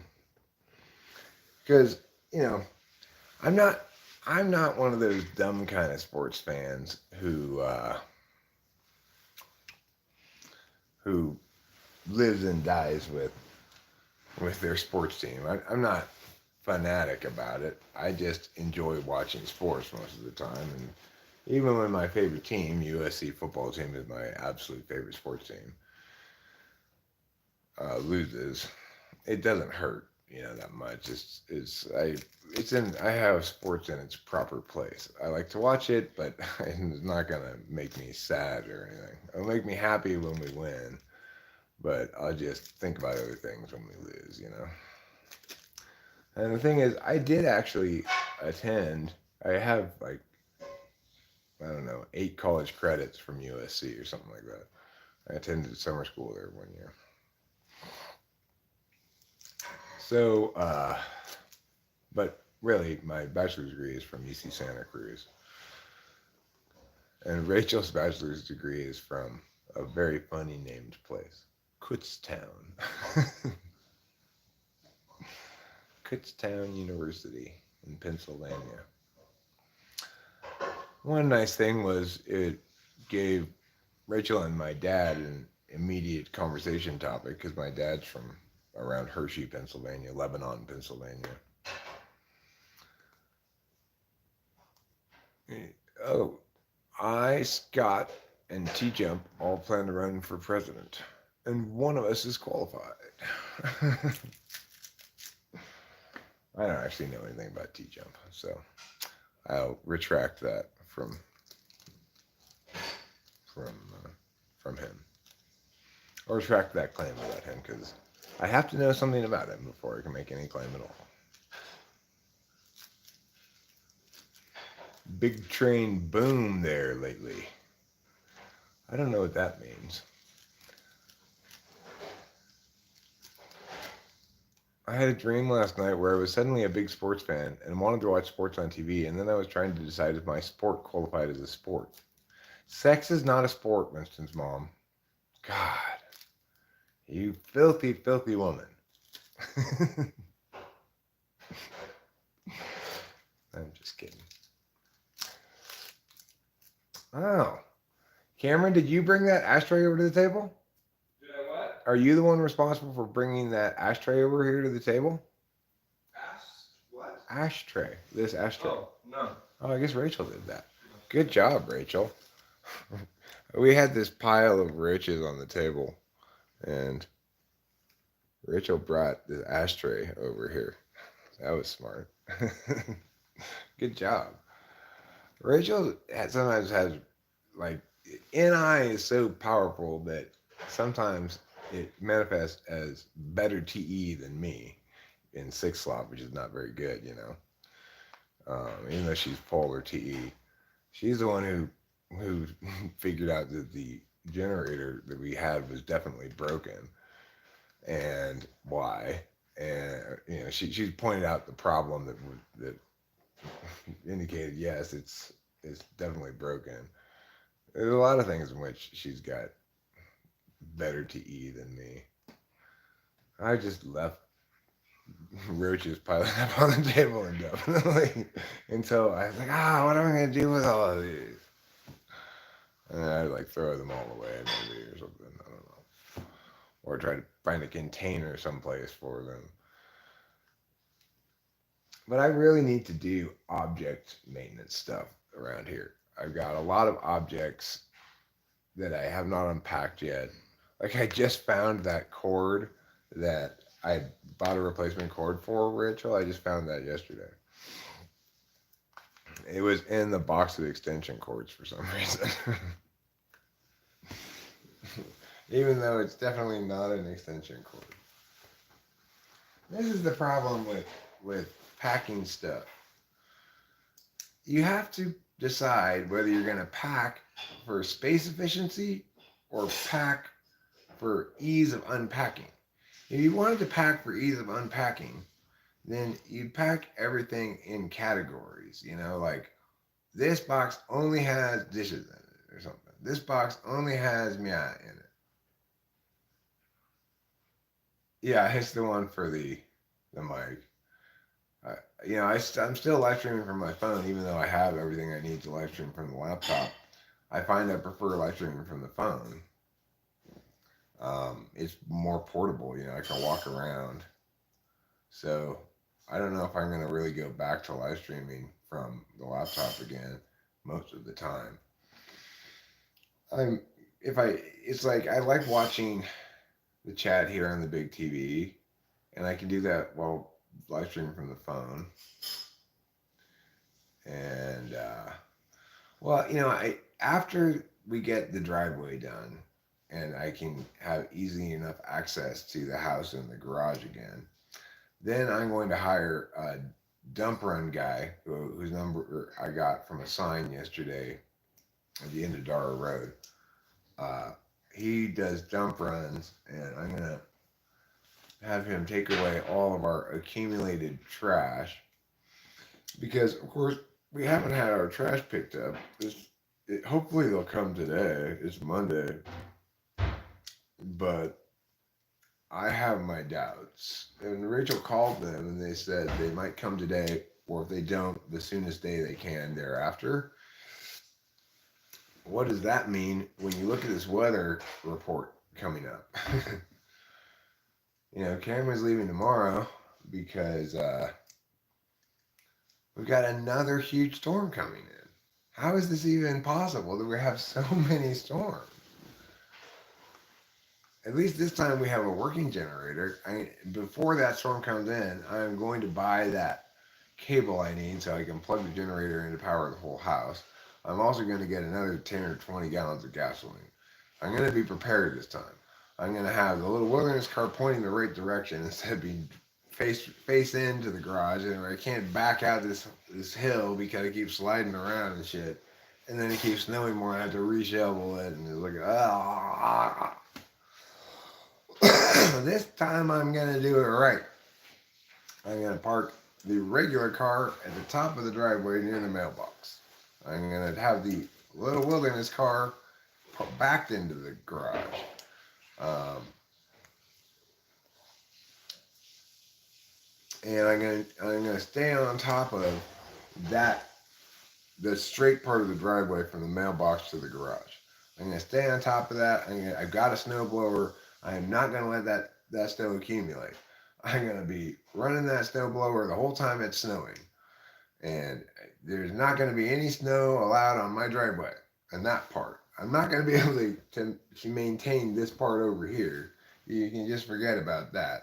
This is the disadvantage of what Rachel calls Great Gatsby parking, which is a great term. I love it. That's very much what we got here is Great Gatsby parking. We can park so many goddamn cars at this place, it's crazy. Plus, we could park along the street too. So for our wedding in July, Cameron, we're getting married July 8th, by the way. Sweet. Let me see if I have that down or not. So yeah, please do attend, and obviously your girlfriend is welcome to attend as well if she's available. See if she. And you guys can reserve one of the rooms here. Okay, you guys have dibs on one of the rooms here. Thank you. Thank you. I mean, most likely, the way she is, she probably won't come. So, me and someone else in the room are also probably going to be fine. Well, if it's it'd just be you. Okay. That's fine. You have one of the rooms here. Cool. Thank you. Which means there'll be 2 other rooms available for somebody else to stay in. I don't know who we're gonna have stay in those rooms, but or who wants to, Awesome. Thank you. Yeah. For those people who are considering attending the wedding, the nearest hotel to us is the Best Western. I would recommend the Best Western in Mariposa, although the only other motel we stayed in Mariposa is the 5th Street Inn. I would recommend the Best Western over the 5th Street Inn. There's like a super, that would be, you may find it very difficult to do that, Mrs. Mom. Or you may not, I'm not sure. But they have a moratorium. They put a moratorium on new vacation rentals in Mariposa County. However, they've grandfathered in people who are already doing vacation rentals. So you may be able to find one. But I wouldn't even know how to. I would just say, look at Airbnb and Vrbo, but you may find that difficult. There is a very quaint, historic hotel that's right there on Main Street that Rachel and I never stayed in. You have to park in back. The entrance is like right on the sidewalk of Main Street in the middle of the block. So that looks like a pretty cool place to stay. And then there's a couple of other hotels further up in the town, of varying degrees. Okay, well then you're gonna be flying into Fresno, Winston's mom, if you're gonna be renting a car. So you'll fly into Fresno. We're about an hour and a half from Fresno, assuming there's not any traffic. Could you run a string of fans along and down the driveway, keep them fanning the snow while blowing it off the driveway? That's an interesting notion, but I'm not going to do that. I'm going to be okay with the fact that the big part of the driveway over here, like the what you might call the parking lot, is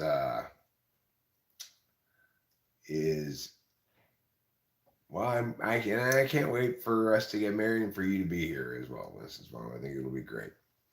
And uh,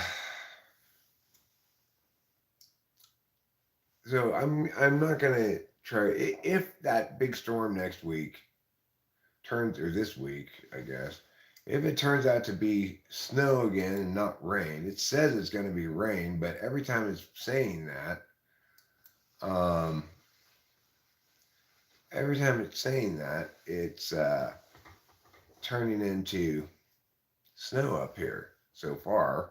Wednesdays is supposed to happen at around 6 in the evening. That, it says the high for the day is 44 and low is 27. That'll certainly be snow up here because this thing is it consistently underestimates how cold it is. Because, even though I put in our street as what it should do the weather for, uh, I'm not sure if it's doing that or if it's just doing Mariposa. I also, Jersey-Dale is another one I checked, and it looks the same. Looks like exactly the same forecast. But Friday, Saturday, Friday all day long. It says it's rain though the whole time. Is what it says. Because Friday supposedly there's a low of 44. If that's correct, then that would be nice. It wouldn't accumulate. It would help wash away snow. Saturday, it's also supposed to rain all day long. Sunday, it's supposed to rain from midnight till 6 a.m. and then from 6 p.m. till midnight.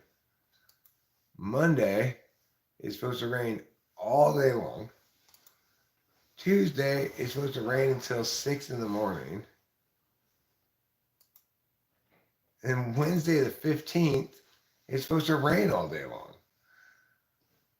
What kind of crazy weather forecast is this? Maybe trouble will come back in the house.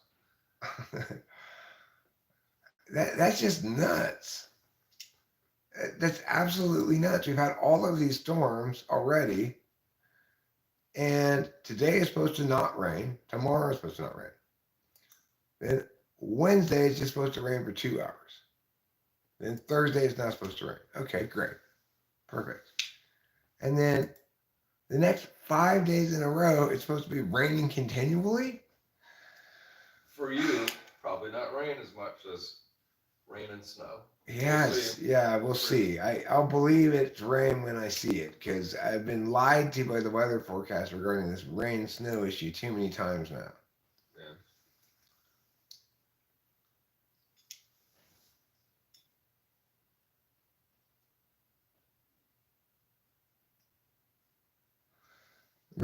Mariposa is gorgeous and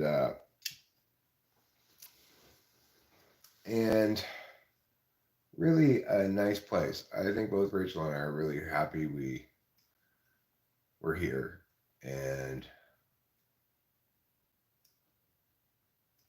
31% chance of more than 3 inches of snow, the National Weather Service reports for me.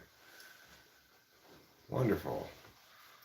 As long as, because I'll have a chance to be prepped before it comes in this time, and I know from experience, even if it comes in hard this time, I'm going to be ready for it. We are not getting snowed in again. I am making sure that driveway, the long part from the mailbox to the garage, stays clear. I'm going to, and then I'm going to move my car a little bit out of the way and then get the spot where the car is so that spot stays clear. So it doesn't have a big pile of snow in front of it. When the snowplow comes by and starts kicking up a big thing of a little wall of snow there at the edge of the driveway, I'm going to go move it right away. I'm going to get rid of it every time the snowplow comes by. It is not going to get ahead of me this time. I have learned my lesson. I have suffered, Rachel and I both have suffered, unable to leave this place for too long. And it's not that we don't love this place, we do, but we can't even go in the backyard. We can't even go into the driveway. So we're really trapped here inside the house. Our trash is piling up. So I'm not making this mistake again. I am making sure that we are able to get in and out of here no matter what the whole time. Luda we listened to the video that you made the other day. Maybe it was yesterday when you made it. That is when we watched it. We picked stack number 1. Oh yeah, we did, 'cause we are fools and lovers. There's a lot of fool lover energy between me and Rachel. We're lovers and fools.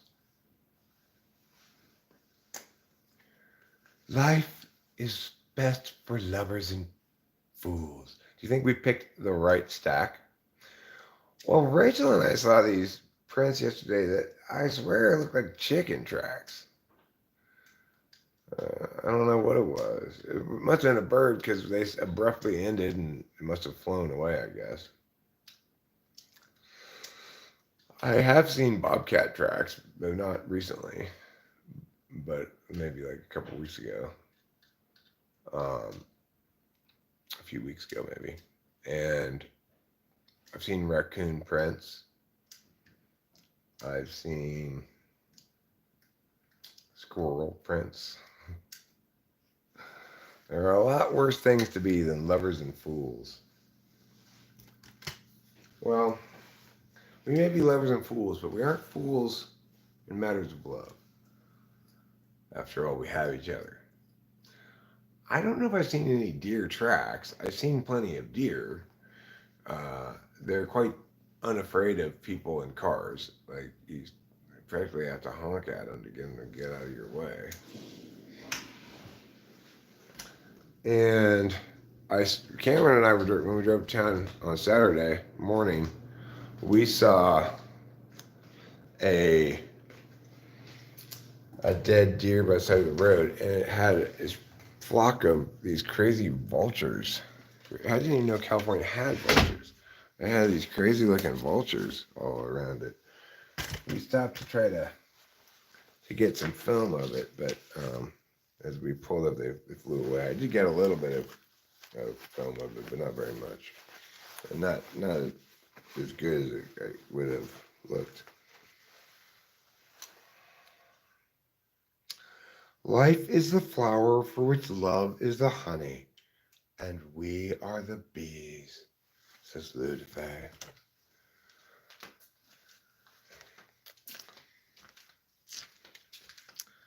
That makes us the bees, huh? We make love. What's the pollen then? What's the pollen that we make love out of?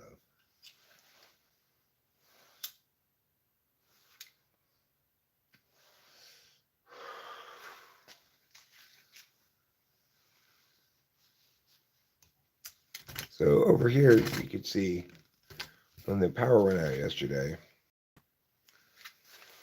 the time before the power went out, or a couple times before the power went out, I said, oh, I'm sure it'll be back on shortly. I'm not going to bother moving everything from the fridge and the freezer. And of course, everything went bad. So this time, as soon as it went out, I said, that's it. I'm not making that mistake again. I'm putting all the frozen stuff in here and all the fridge stuff over here. And I did. Rachel and I did. And then guess what? Of course, the power came back on.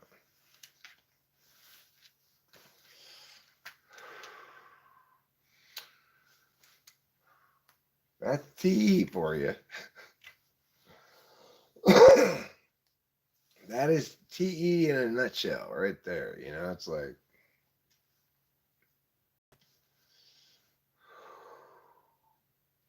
now I got to move all this stuff back into the freezer. And I got to put the cooler back in the garage.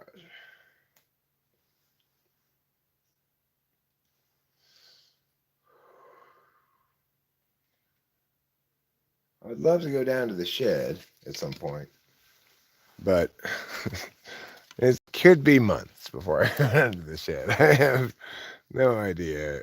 It's like I don't want to be trudging through waist deep or higher snow all the way down to the shed. That sounds like a pain in the ass. It's not like I even know exactly what I want to get out of the shed. I just want to go survey what's in the shed, make something of an accounting because, like, right now the upstairs bathtub is still broken. I've not been able to get a plumber out here. But I noted in the shed we have the drain things for that bathtub. I could replace that drain apparently, but I need to go get things from the shed to do that task, you know? I need to go get things from the shed, then I need to watch some YouTube videos on how to do that. And then I probably would have to go buy a couple of tools that I don't have or something. But if I did all of that, I am confident that I could, in fact, replace the drain in that bathtub.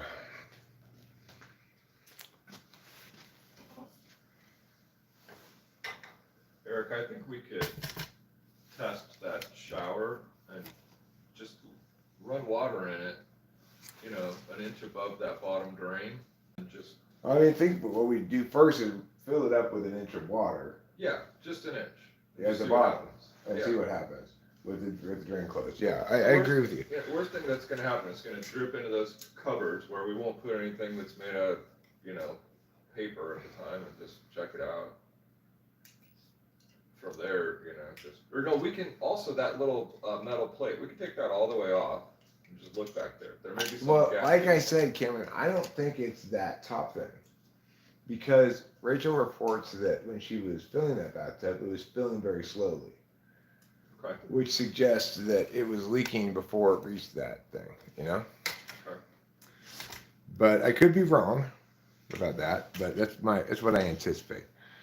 So yeah, let's do that experiment today. Yeah, we can do it today. Yeah, just water it, check it out. It's a good day to do things like that because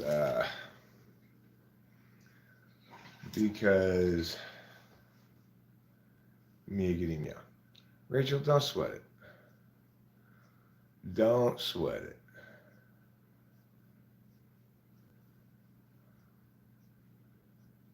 Well, you know, Lou, sometimes I get a little like fussy if Rachel gets a little too spendy, you know.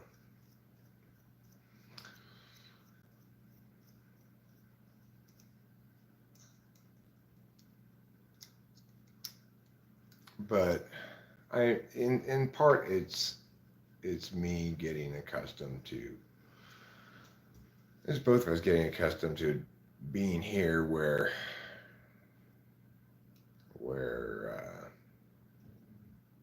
things are different, you know. It's like when we were in LA, especially the last year or so, it was really difficult for us. It was really difficult, and then now we're here and things are very different, but we have all these habits that we developed in difficult circumstances that aren't necessarily useful or desirable in our current circumstances. Like I have taken a long time just to sort of emotionally stabilize, you know. When we first got here, I was still getting mad about stuff. And, you know, still, I was still LA Eric, and I'm shifting much more toward a different person, and so is Rachel, you know. In the absence of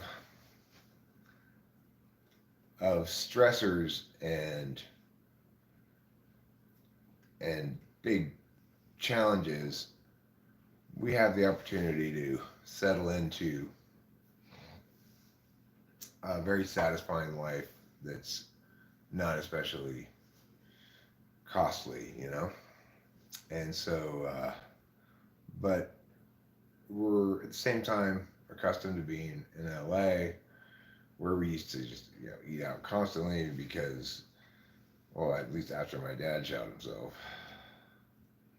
and a bunch of other things, that you know it's easier for me to cut back on my spendy ways because I'm not very into shopping, but uh, but I was very spendy in LA too. He just was on lots of fast food and cigarettes and drugs and stuff. And Rachel's not too spendy. We're just getting adjusted.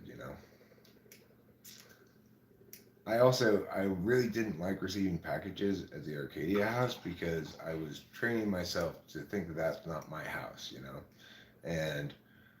And getting packages at that house was running contrary to that.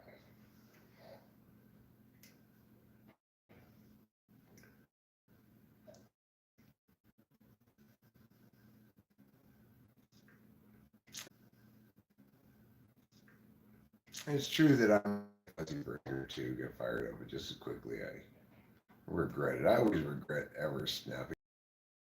Um, and by and large, I don't do. And I regret it.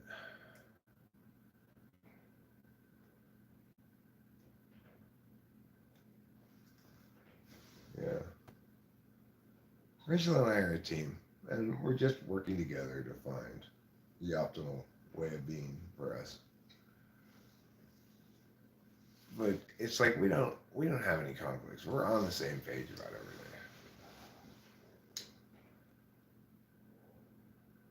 Yeah, we're very good to each other. I dropped out there for a second, but reconnected, so that's good. Rachel and I are a team, and we're on the same boat 100%. And as a consequence, every once in a while, there may be one of us paddling one direction, one of us paddling in the opposite direction, but it's just a momentary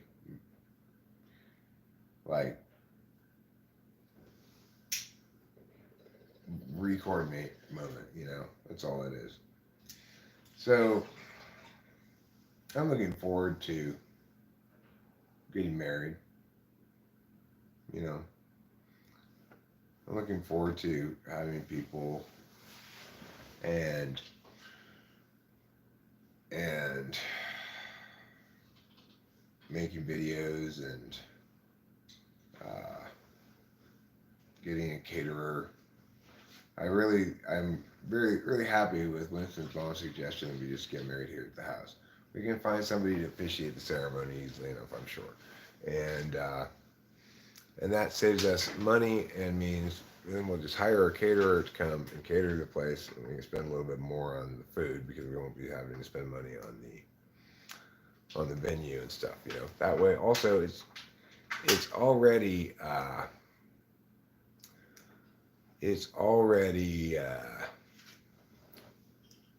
like really quite a bit of a drive from town to our house. So the idea of including another place besides the house, it just it's too much of a trek in general.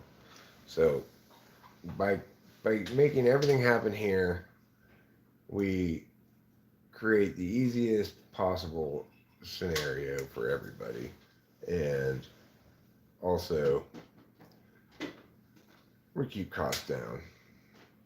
There's plenty of parking here because, like I said, we got a lot of parking here in the driveway area. Plus, we've got the street. You can park on the street too. So, I think it's going to be a lot of fun. And we'll, of course, live stream the whole thing. And I'll make sure to get mushrooms before people come, in case anybody wants to do them. I don't know if I'm going to be doing mushrooms myself on my wedding day, Probably not, because I don't want to feel nauseous on my wedding day, especially. I'm guessing Rachel's not going to want to do mushrooms on our wedding day. And oh yeah, we there's the tribal weed store, and then there's the weed stores in Merced. Neither of them are especially close to us. It's a good 45 minutes to the weed store. At the closest one, maybe even an hour. I'd say that tribal stores are a solid, almost a solid hour from here. But and Merced's about the same. Winston's mom, I'll set you up. She wants to go see the store. Oh, see the store though. Okay, I was gonna say I'm gonna be bringing an ounce of weed. We'll have plenty of weed here for sure. Yeah, but either way you come in, if you come in via Merced, you can go to. They have a lot of different weed stores in Merced.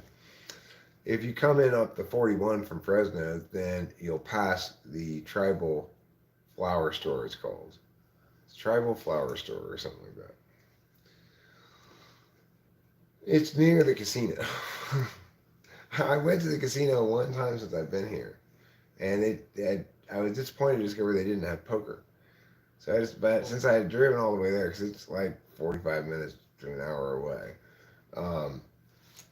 I said, well, I'll just sit down and play some blackjack, and I won $450. And I was like, oh, see you later. I'm out of here. So I felt pretty good about that.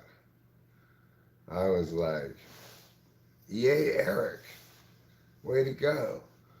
It was some weird kind of blackjack where they have these extra bets where if you bet on these circles, then if, like, one of them says one of your cards matches the dealer's top card, and the other one says one of your cards matches the dealer's bottom card. And if you if you bet those and you hit them, they can pay quite a bit. So what I did was I didn't like betting those. I thought I don't trust those ones. That seems like a casino advantage. But then every once in a while I'd say, like, you know what, I'm gonna try this one, and I tried it, and I hit it, and then it happened like again, and then I was up like $450. I said, you know what, I'm going. I'm going home with my money.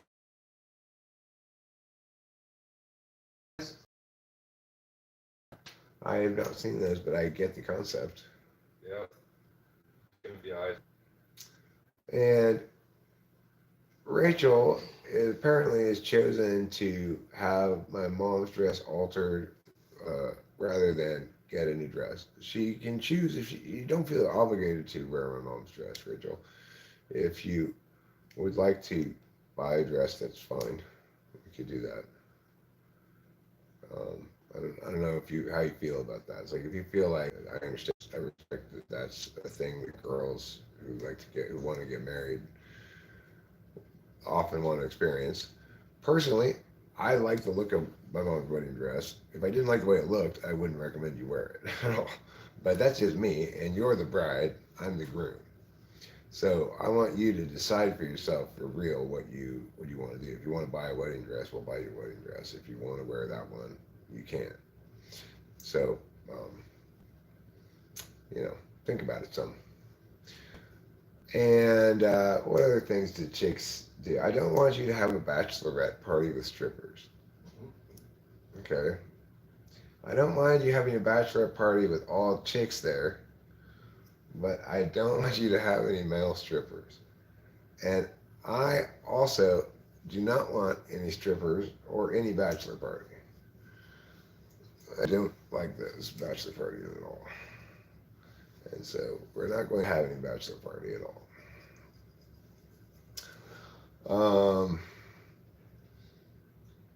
Perhaps a bachelor bonfire in the back or something. Or no, you know what? That's probably not bonfire season.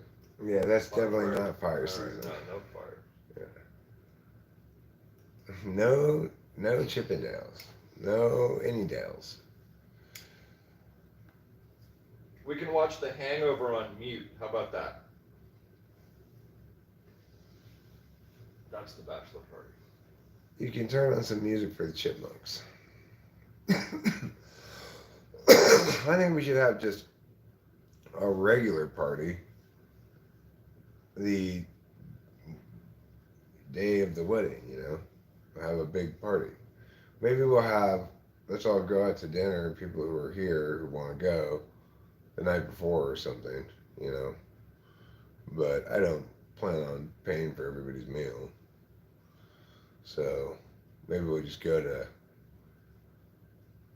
the pizza place or something. There's a place called Pizza Factory in town, and it's got like picnic tables in it, like long tables with benches.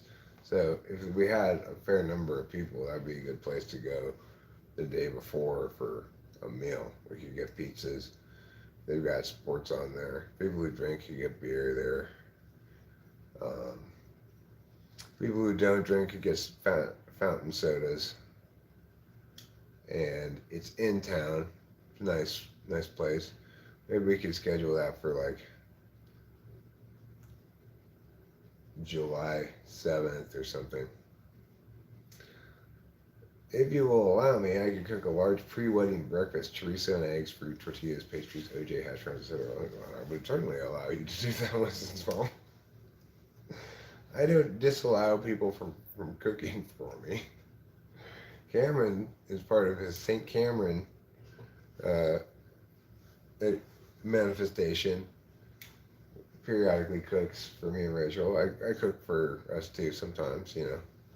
I cooked hamburgers yesterday and the day before. Yesterday, Cameron cooked grilled cheese sandwiches and cup of noodles. But then the day before, he cooked this delicious corned beef hash and pancakes.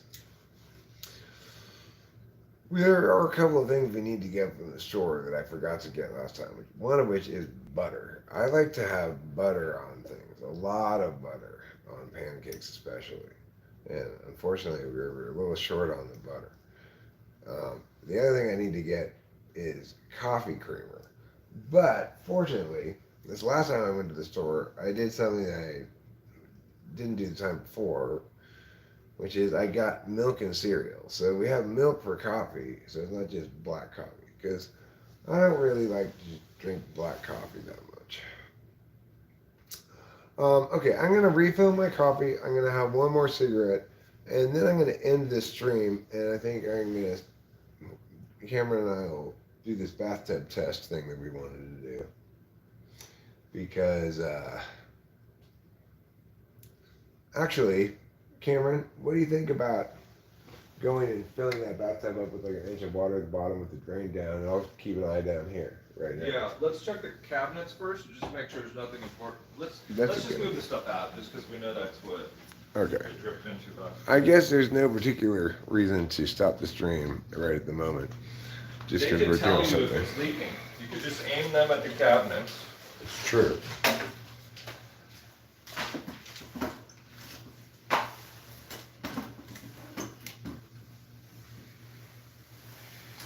Okay. Alright. Let me move This- these things. This, couple of things. Tell me an ideal place for this. We'll just put it right just across the way. Just put stuff. Yeah, that's a good place. Okay. I think there's a good place for that. Also, any of this food that I brought, you guys are totally welcome to eat it. I assume you ran out of food or got hungry. You just be eating that stuff. Yeah, we do eat these papers. It does get old eating the same ravioli that I do. Agree. These papers, I guess I just put over here. That's a good place for them. And then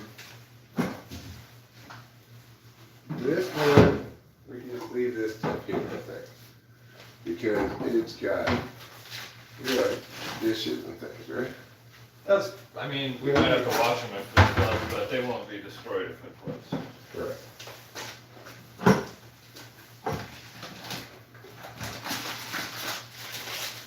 What's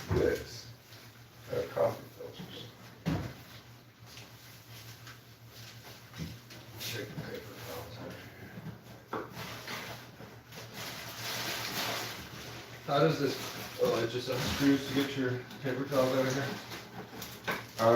Yeah, I'm not sure.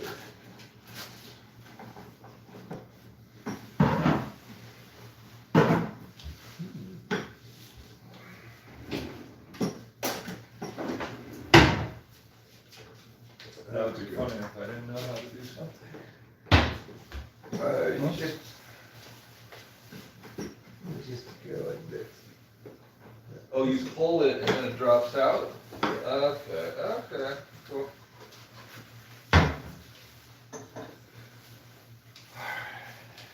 Okay, I'm gonna go pee. Cool. Hey Rachel, we were gonna fill the tub, so we're taking stuff out of the Okay, cabinets. wonderful. Yeah, I am excited to see what he's from it. Yeah, me too.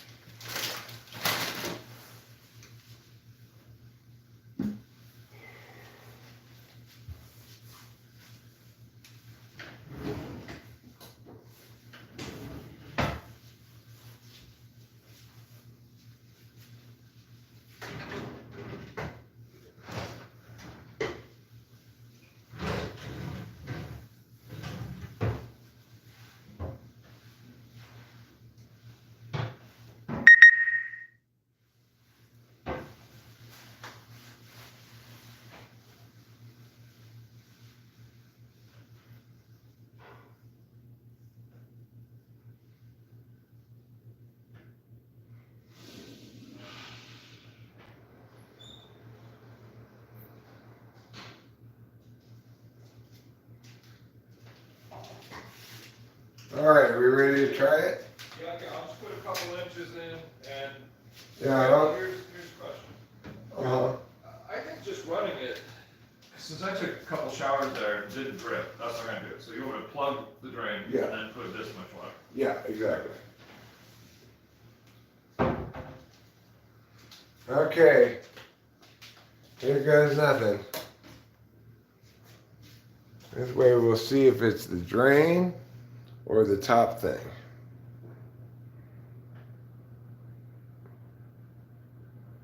Well, yeah, Cameron has lots of things that require charging. And there's a lot of charging beeps that occur. He's got the Roomba up here that he runs to automatically vacuum our house. And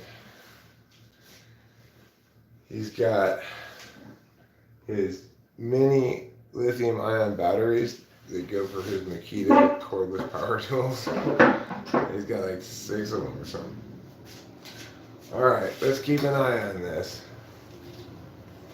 Let's see if any water comes down. And if so, when. Because if it doesn't leak with just a couple inches in it, then Cameron's right, which is obviously much more likely than me being right about this, than it is that top thing. If it's just that top thing, well, that's probably a lot easier to fix than the bottom thing, I'm guessing. I don't see any water yet. And Cameron is right that he took plenty of showers there and we didn't have any leak problem.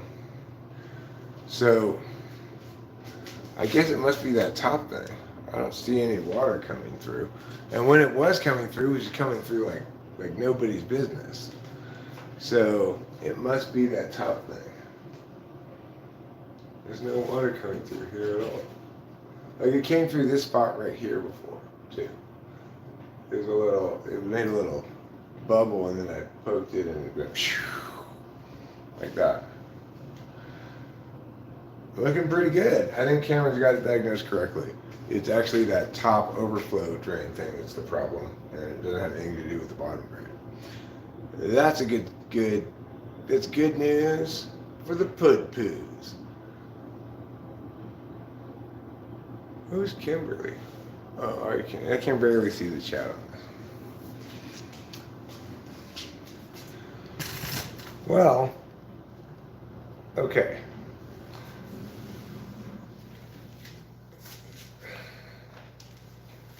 Let's just leave that there for a bit, and we'll see if, in fact, it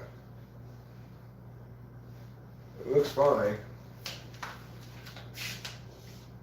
I don't see any water coming through at all. Okay, well that's good. I don't see anything. Yeah, so far, Let's let it sit there for a bit yeah. and see if it comes through. I think you're right, Cameron. I think it's the top one.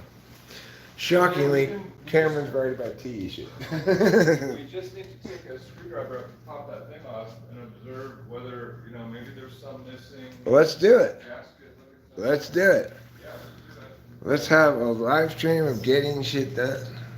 I just have to smoke a cigarette first. Totally.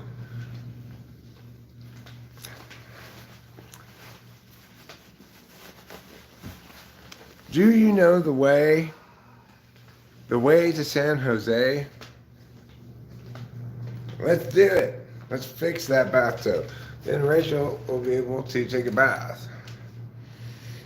And I will also be able to take a bath. But I actually like the shower downstairs, because even though it doesn't have a bathtub, it has these built-in little chairs that you can sit on. So it's like a sauna. They're not even like chairs. They're like sitting spots on either side of where the shower pours down.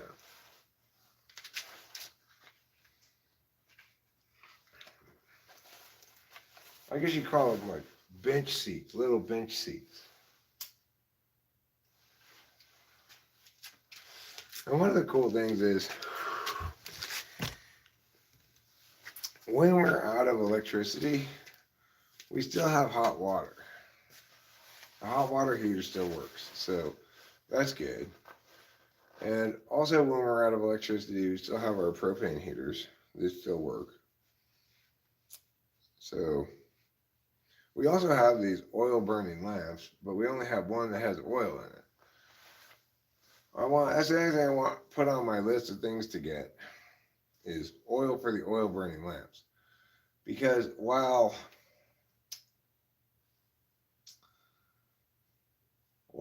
I'm confident I can keep the driveway clear once it's cleared, I'm very confident. I've got a gas-powered snowblower.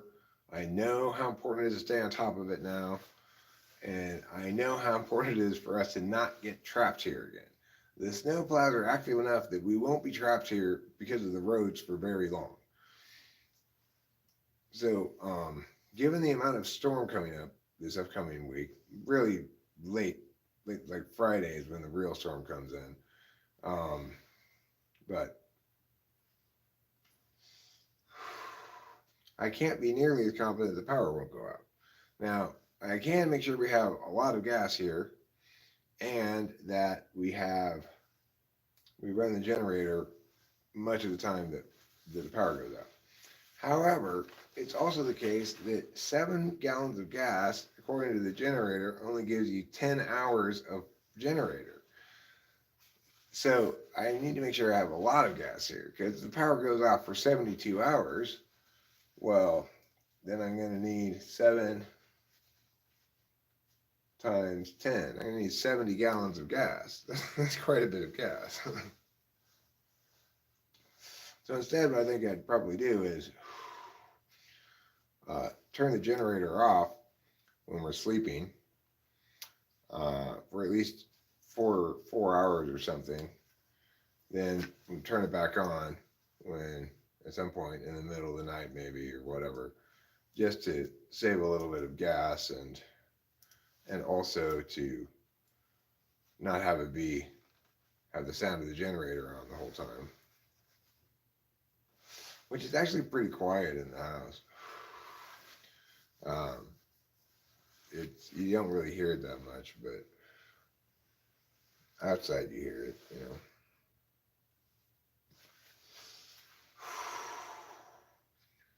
It's too cold out here for no socks. I should put socks on.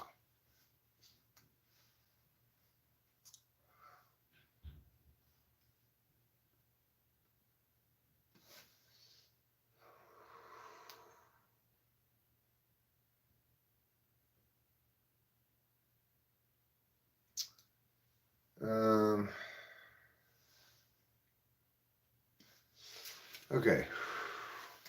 I'm done smoking. Now let's go to the upstairs bathroom and take a look at what we got to look at.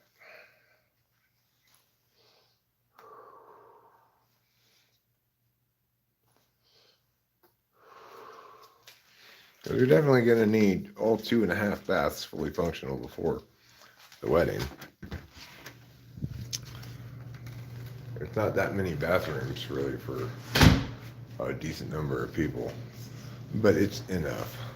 3 toilets, 2 shower baths. All right, so let's take a look-see at what kind of screwdriver I need first. Let's see.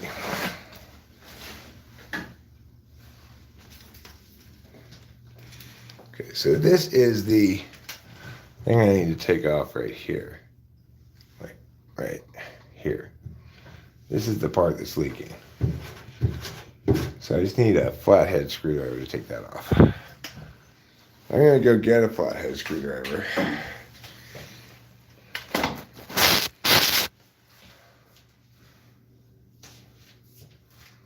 Oh, that's the mirror making it look really weird.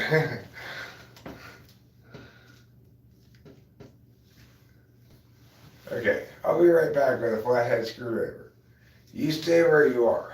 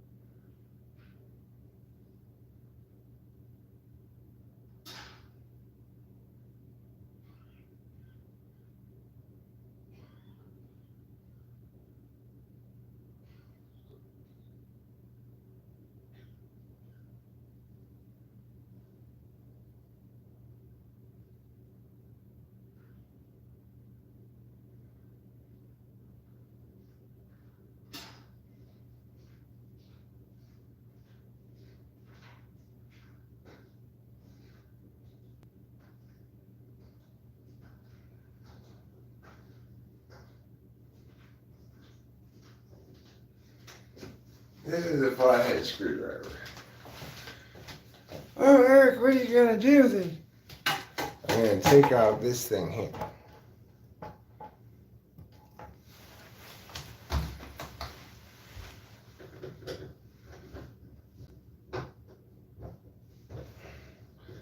Lefty loosey. That's what they tell you. Lefty loosey, righty tighty.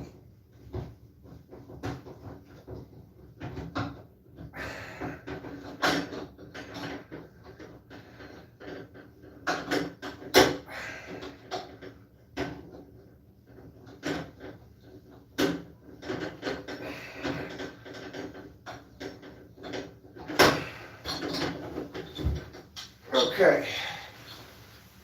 All right, doing the Naked and Afraid Plumbing Edition? Yeah. Sweet. Why don't you take a look at that and see what you see?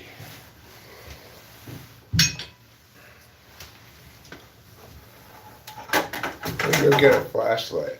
I got it right here. Okay. Move that out of here. want to put it in the bathtub, they can view the whole thing. But Okay. that involved the tripod in the bathtub, but I won't hurt nothing.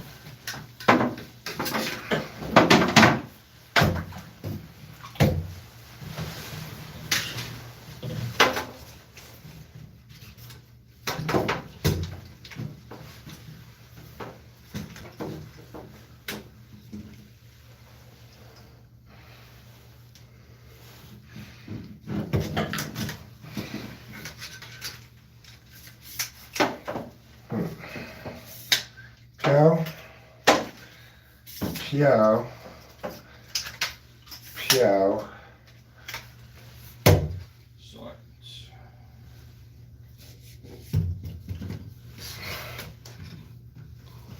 Ooh, I think you're there. There we go. All right. Back to Bubba's Plumbing Channel. So, you do have a gasket. Well, is it a gasket or is it? Yeah. Oh, okay. Yeah. If you just touch this with your finger, this gasket, you can see that it doesn't really do anything.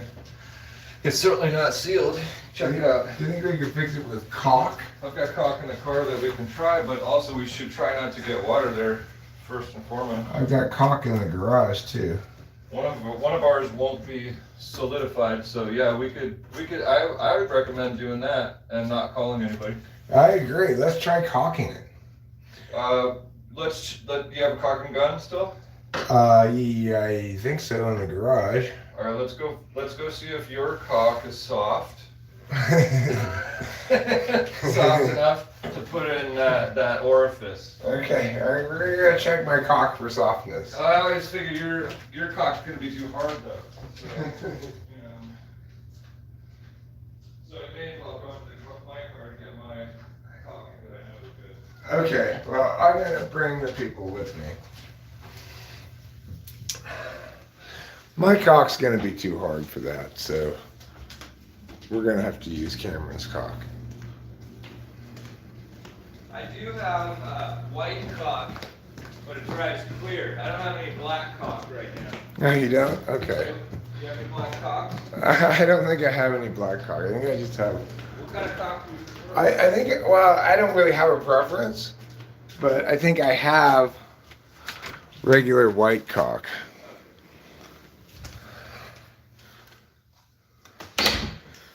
Here we are in the garage. As you can see, my trash is piling up like I'm Mr. Trash Collector.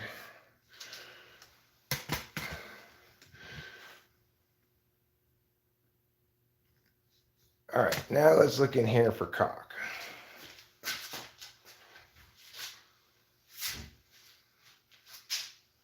All right.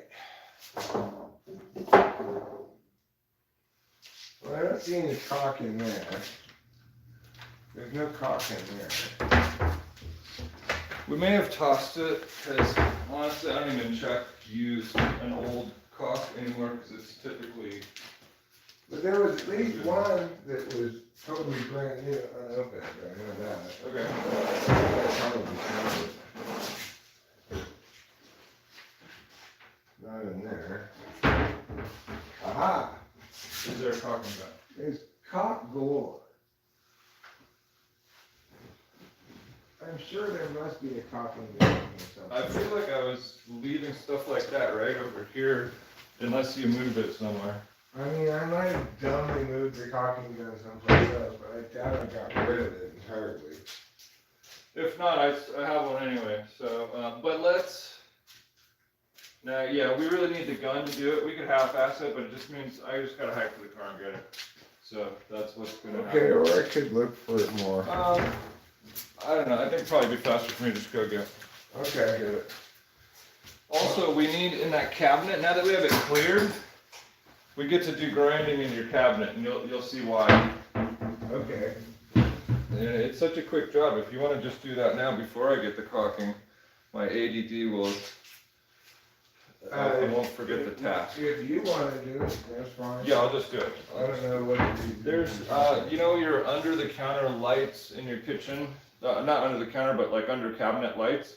there's screws protruding into the cabinet with little screw heads. But I'm Oh, gonna grind off okay. a couple of sharp edges off. Okay, I see what you're saying. Anyway, it turns out my caulk should be soft enough because these are brand new caulks. And Cameron is currently using his Makita grinder to grind down some screw tips.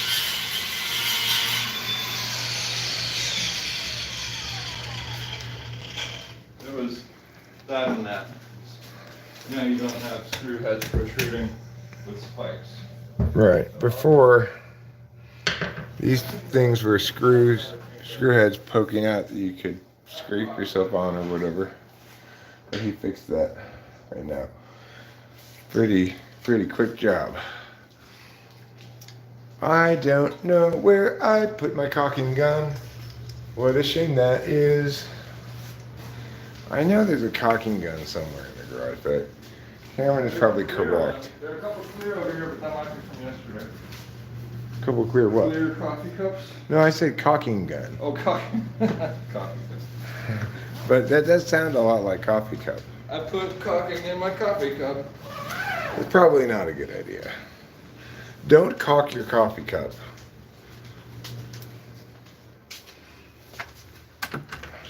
I know I have one in here somewhere. This is why I need to do object maintenance. I need to organize my objects. Because currently, like obviously the caulking gun should be right next to the caulk. You know, why I would put it someplace else, I don't know. Like, why are these in here? Why are my safety goggles in this cabinet? They should not be in that cabinet. I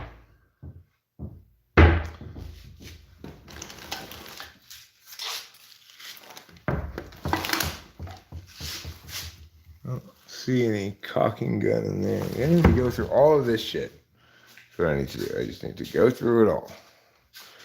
I'll put these safety goggles in here.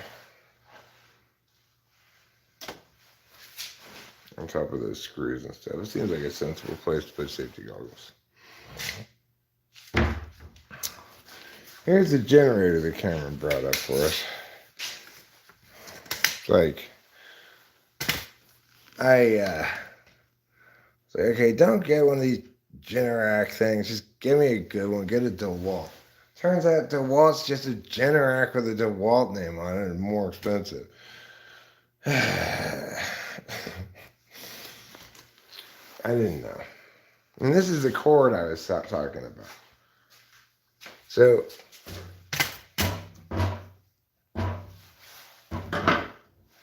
this cord here,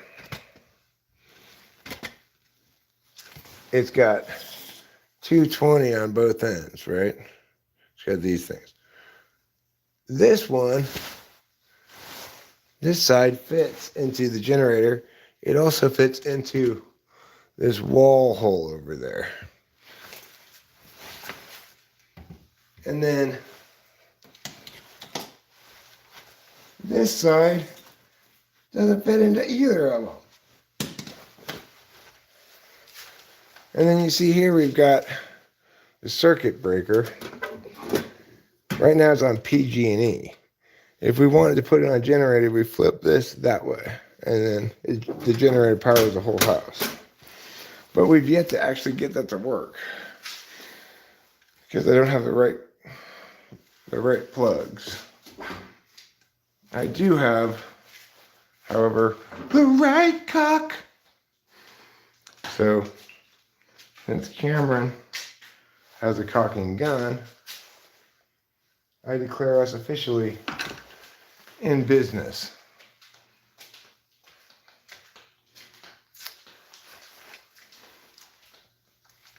The right cock.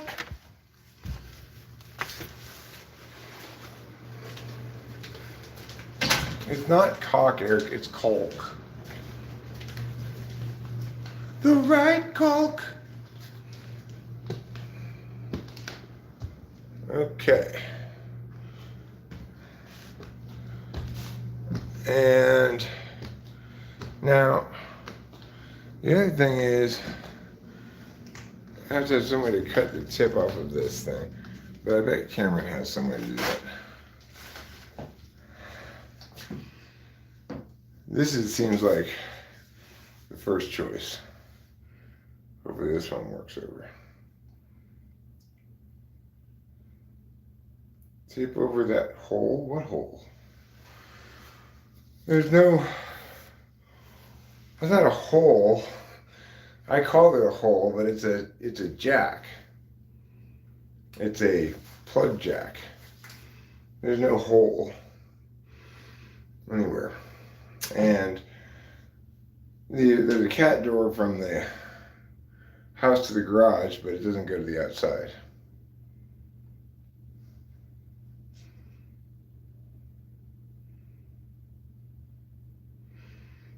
Yeah. I just used the wrong word. This is wrong. I did call it a hole, so I can't blame you for telling me to tape it over. But it's actually not a hole. It's a jack.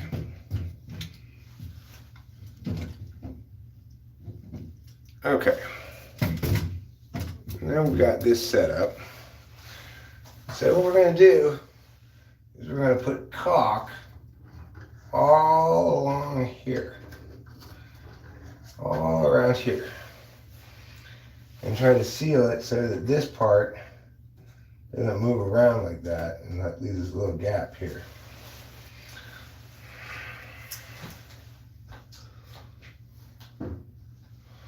So, okay, I'm going to leave you guys here for a second.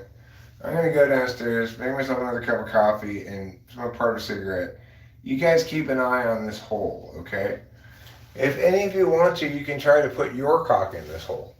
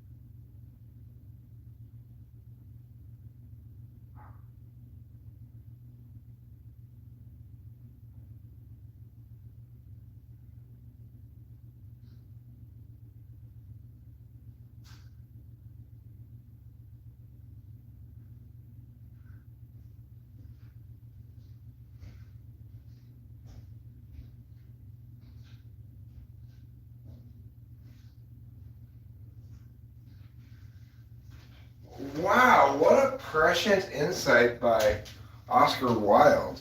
That's an impressive quote. I'm really impressed with that.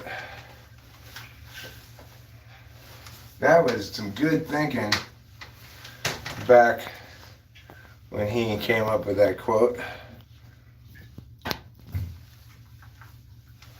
got the coffee here. Okay.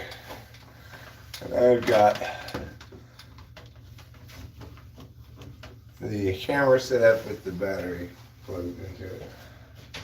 All right, that's my plug for the caulking, so we can't throw that away. Okay. You know, I think I was just using it the other day, so it just should be ready to go. All right. Here we have Cameron demonstrating how to caulk something. First, pull it out. You gotta squeeze just the right places. Gotta squeeze that caulking gun. Massage it. I'm just gonna slide this out a bit so I can get something back there, I guess is what I'm gonna try to do.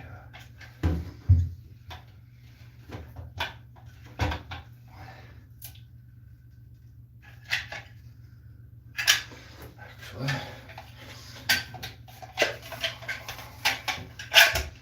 So your caulking gun has this thing on it. No, it's not for picking your ears. It's for this. Cleaning out your caulk. See all that white on there? Now it's gonna work. Yeah. It'll often happen that your caulk is clogged with white stuff. Yep, more white stuff, but this dry is kind of clear.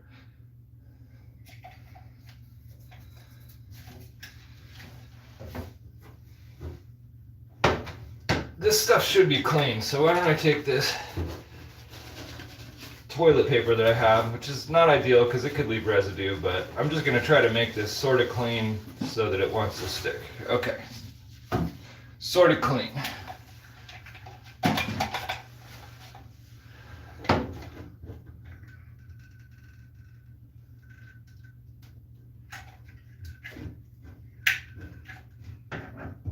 I'm gonna cook with you all night. Will latex the night away? Latex dreams.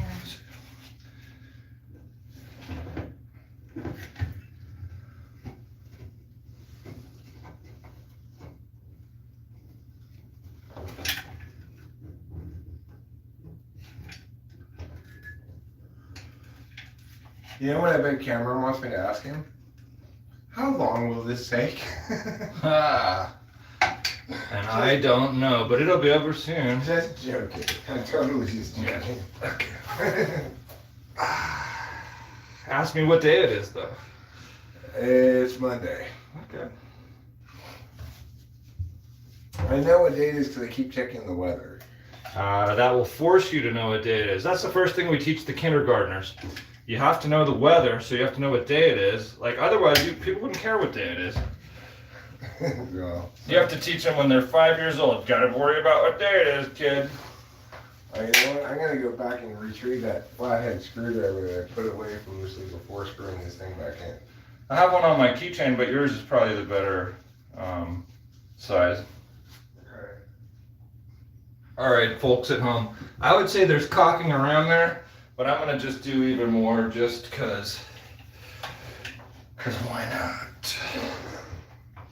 Also, it's fiberglass, so I'm kind of tempted to not run my finger around it because I don't want to embed bits of fiberglass into my skin. So I'd rather just put more caulking on there and not do the finger smudge.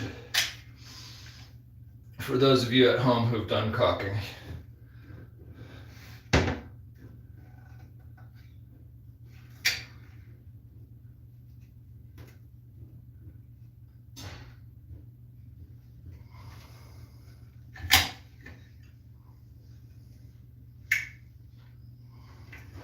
All right, now that is an honest to goodness layer. Now when you're using your caulking gun, you're squeezing it.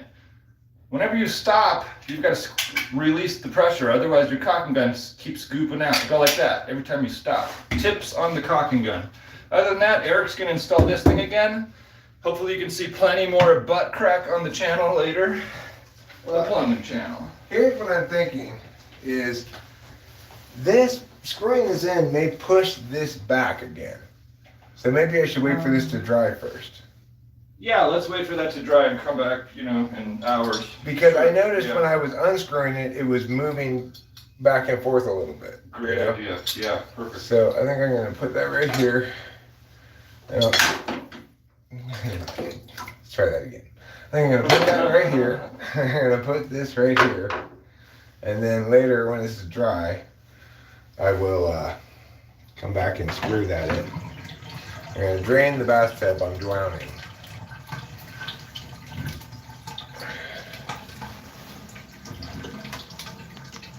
And if you want, we can see if these work. That's fine. I'll just save them till later. Yeah. Okay. Obviously, I'm gonna need to either find or get a caulking gun.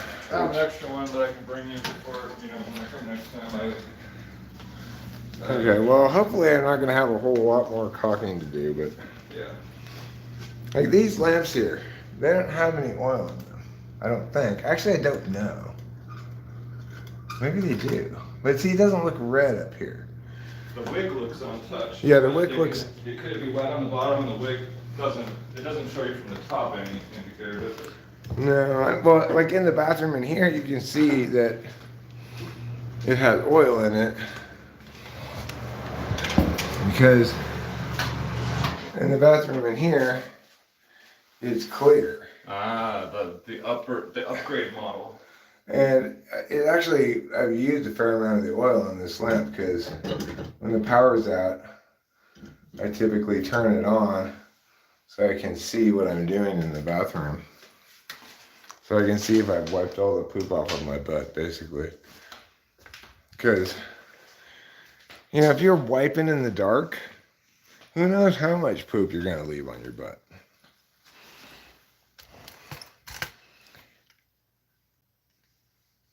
Wiping in the dark is a recipe for an itchy butthole the rest of the day.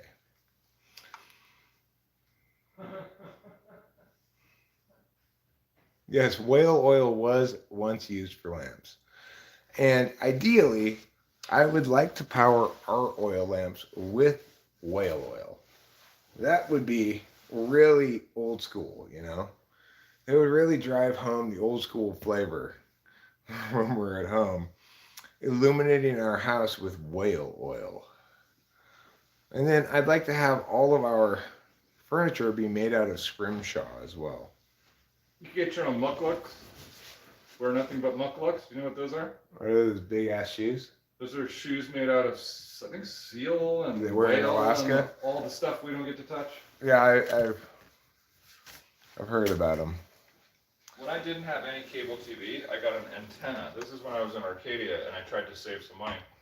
And I got to watch FNX, the First Nation Experience, which is funded by Canada and is all First Nation experience. So I got to learn all of the native ways, which are all entirely different than the ways of Los Angeles or even the land of Mariposa. Yeah. I like the idea of including some ambergris in the house somewhere. We'll use that for making our own perfumes. And then, you know, I want a piano that's made entirely out of ivory. Not just the keys. I want the whole piano made out of ivory.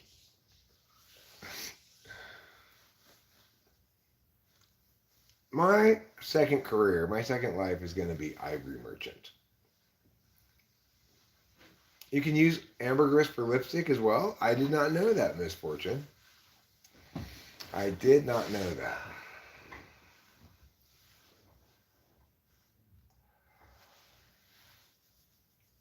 Well, I don't want tap lights. We think that's a way to ruin the aesthetic of things. Winston's mom.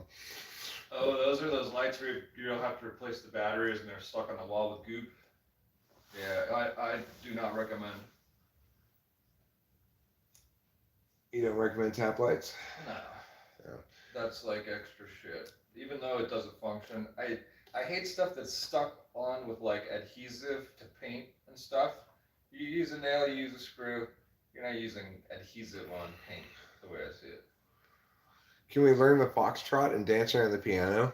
Yes, but we're Yeah. going to have to hire an in-house pianist.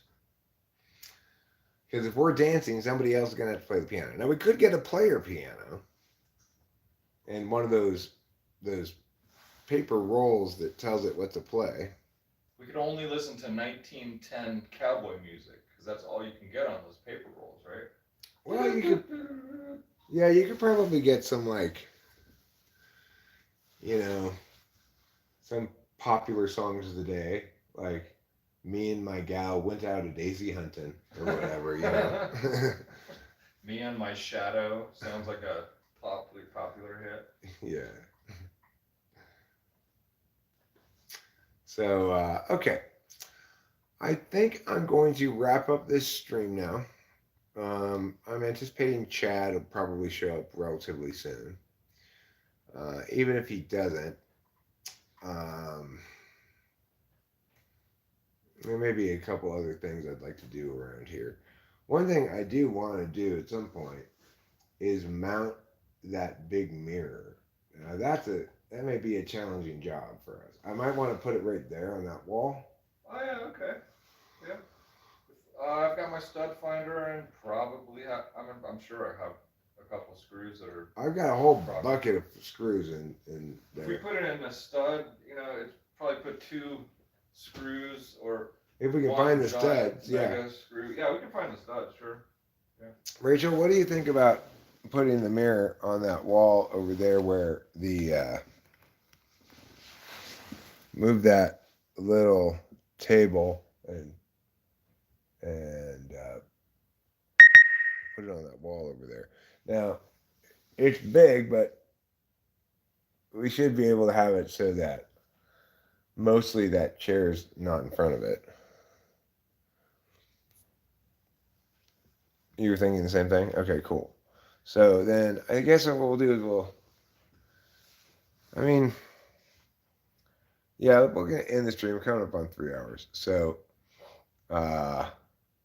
Winston's mom, I can show you the good techniques on spackling them holes. Just ask.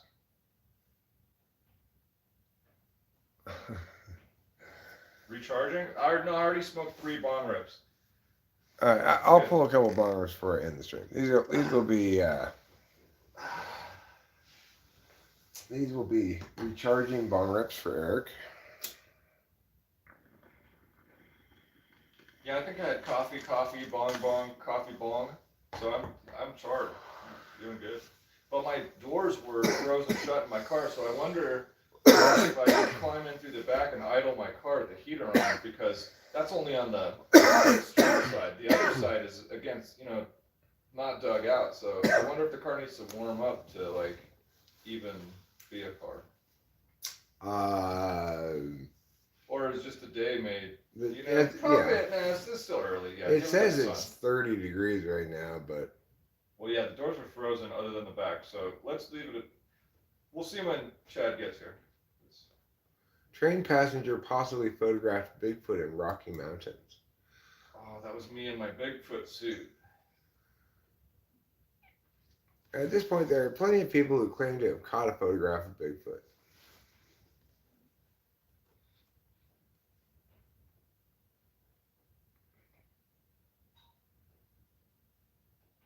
Luckily, we get to see a tractor hit a train, or a train hit a tractor instead of Bigfoot. This is a related video. So it was only that little image above, that little darkish Bigfoot with back. Yeah, I guess so. I don't think that's true. No, I don't think that's very proofy either. That's very unproofy. All of my paranormal links that I click from this Windows thing at the bottom, it's like, here's some news you might like. I do tend to click those links. I'm never happy about it. The paranormal ones. They're never satisfying to me. Now, I have been lately clicking these links here, like this one, when it gets there.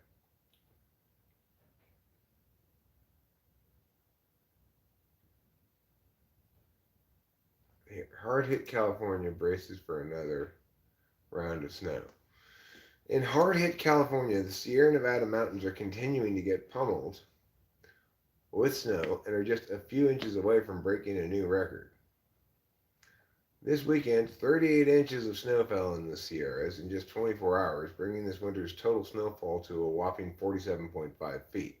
That's the high Sierras. Here, our total is, you know, it's probably pushing 6 feet. You know, it doesn't look like 6 feet outside, but prior to compacting it all, Yeah. you know, it was probably a total of 6 feet of snow. The last record was set in the winter of 2016-2017. That's not very long ago. Light snow also fell this weekend in the mountains outside of Los Angeles, where people are still digging out for more than 100 inches of snow that slammed the area over 1 week ago. The San Bernardino Mountains always get snow every year, but not that much usually. In San Bernardino County, crews have removed more than 7.2 million cubic yards of snow from highways, which equals nearly 2,270 Olympic-sized swimming pools, according to the governor's office. They always want to give you some feature that's just completely absurd. Like swimming pools of snow. Something that would never ever happen. Like, oh, but gasoline? Yeah, it's about the size of 3 oranges. No, I don't want orange-sized gasoline. Thank you. A liter, yes, approximately 4 apples.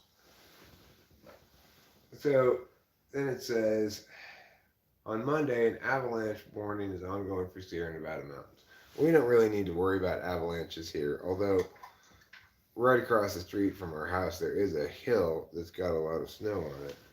I'm not so worried about avalanches because it's not a very tall hill, and I don't think the snow because it's so steep, I don't think it's that deep. But another storm set to bring more snow to Northern California in the Sierras Tuesday into Wednesday, but this system isn't expected to be strong. The next major storm for California is expected for the end of the week for Northern California. We qualify as Northern California, more or less. We're basically right in the middle of the state, but the atmospheric river will slam the San Francisco area with heavy rain and bring about 5 more feet of snow to the Sierras. So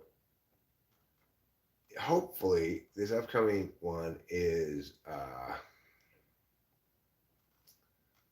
hopefully this upcoming snow weekend is rain for us. When they say atmospheric river, they use that term when you get just absolutely slammed. So I'm a little concerned about us getting slammed with more snow. I don't want more trees to fall down. At the same time, I saw a TED talk on the paranormal. Apparently, the tight chest and symptoms of hyper self-awareness and auditory hallucinations was just a gas leak in her home.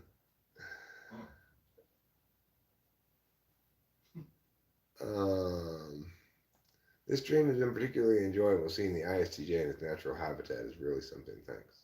Yeah, Cameron's really something, man. He can do all the kind of shit that I just cannot do. Thank you. Yeah, I'm bad at those kind of things. Anyway, I'm hoping, fingers crossed, we don't have any more trees go down in this upcoming storm. If it's a whole lot of rain, if it's a shit ton of rain, I'd be worried about the ground becoming sodden and then trees falling over for that reason. If there's wind associated with it, I'd be worried about trees falling over because of the wind. And if there's a shit ton more snow, I'm worried about trees falling over like the one that did in front of our house where it just broke in half because the top half of it was so heavy with snow. So anyway, I will talk to you all later. And and Rachel at some point I'm sure will tell at least her dad and her sister about our wedding, and hopefully they'll be here. And you know, our relationship with Rachel's family is a little complicated because Rachel's marrying Eric, and Eric is a bit of a fighty guy when it comes to. I mean, I have trouble not yelling at her family because they don't necessarily treat her well, and it offends me deeply. And at the same time, I have to respect the fact that they're her family, but I try to let Rachel decide as much as I can how I should interact with them. But I'm still Eric, so I get mad sometimes. You know what's interesting is that you have, from my outside perspective, and never having talked to anyone in Rachel's family or anything, but been around, from the outside, it's as though you're already married to her family because it's like you've gone through that thing where you get hella judged. They definitely have opinions about it. It's not like people are just being polite. It's like you got the full on judgment, which typically, from my experience, weddings are very they bring things to light. But I think everything's already, people are already like, being a pain in the ass, I guess. Well, the thing is, I don't feel judged. I feel they correctly feel judged because I am judging them. Okay. They may also be judging me, but I don't place any weight in their judgment. Yeah. If they had good judgment, they would have treated Rachel well. Okay, so anyway, goodbye, everybody. And I wonder what happened to that concentrate. Rachel, did you take that concentrate somewhere? See you later, folks at home. Yeah, see you later. Oh, you got it. Okay, cool. All right, talk to you later, everybody. We love you. Thank you for being here. You're the best. And don't forget to eat plenty of cheese.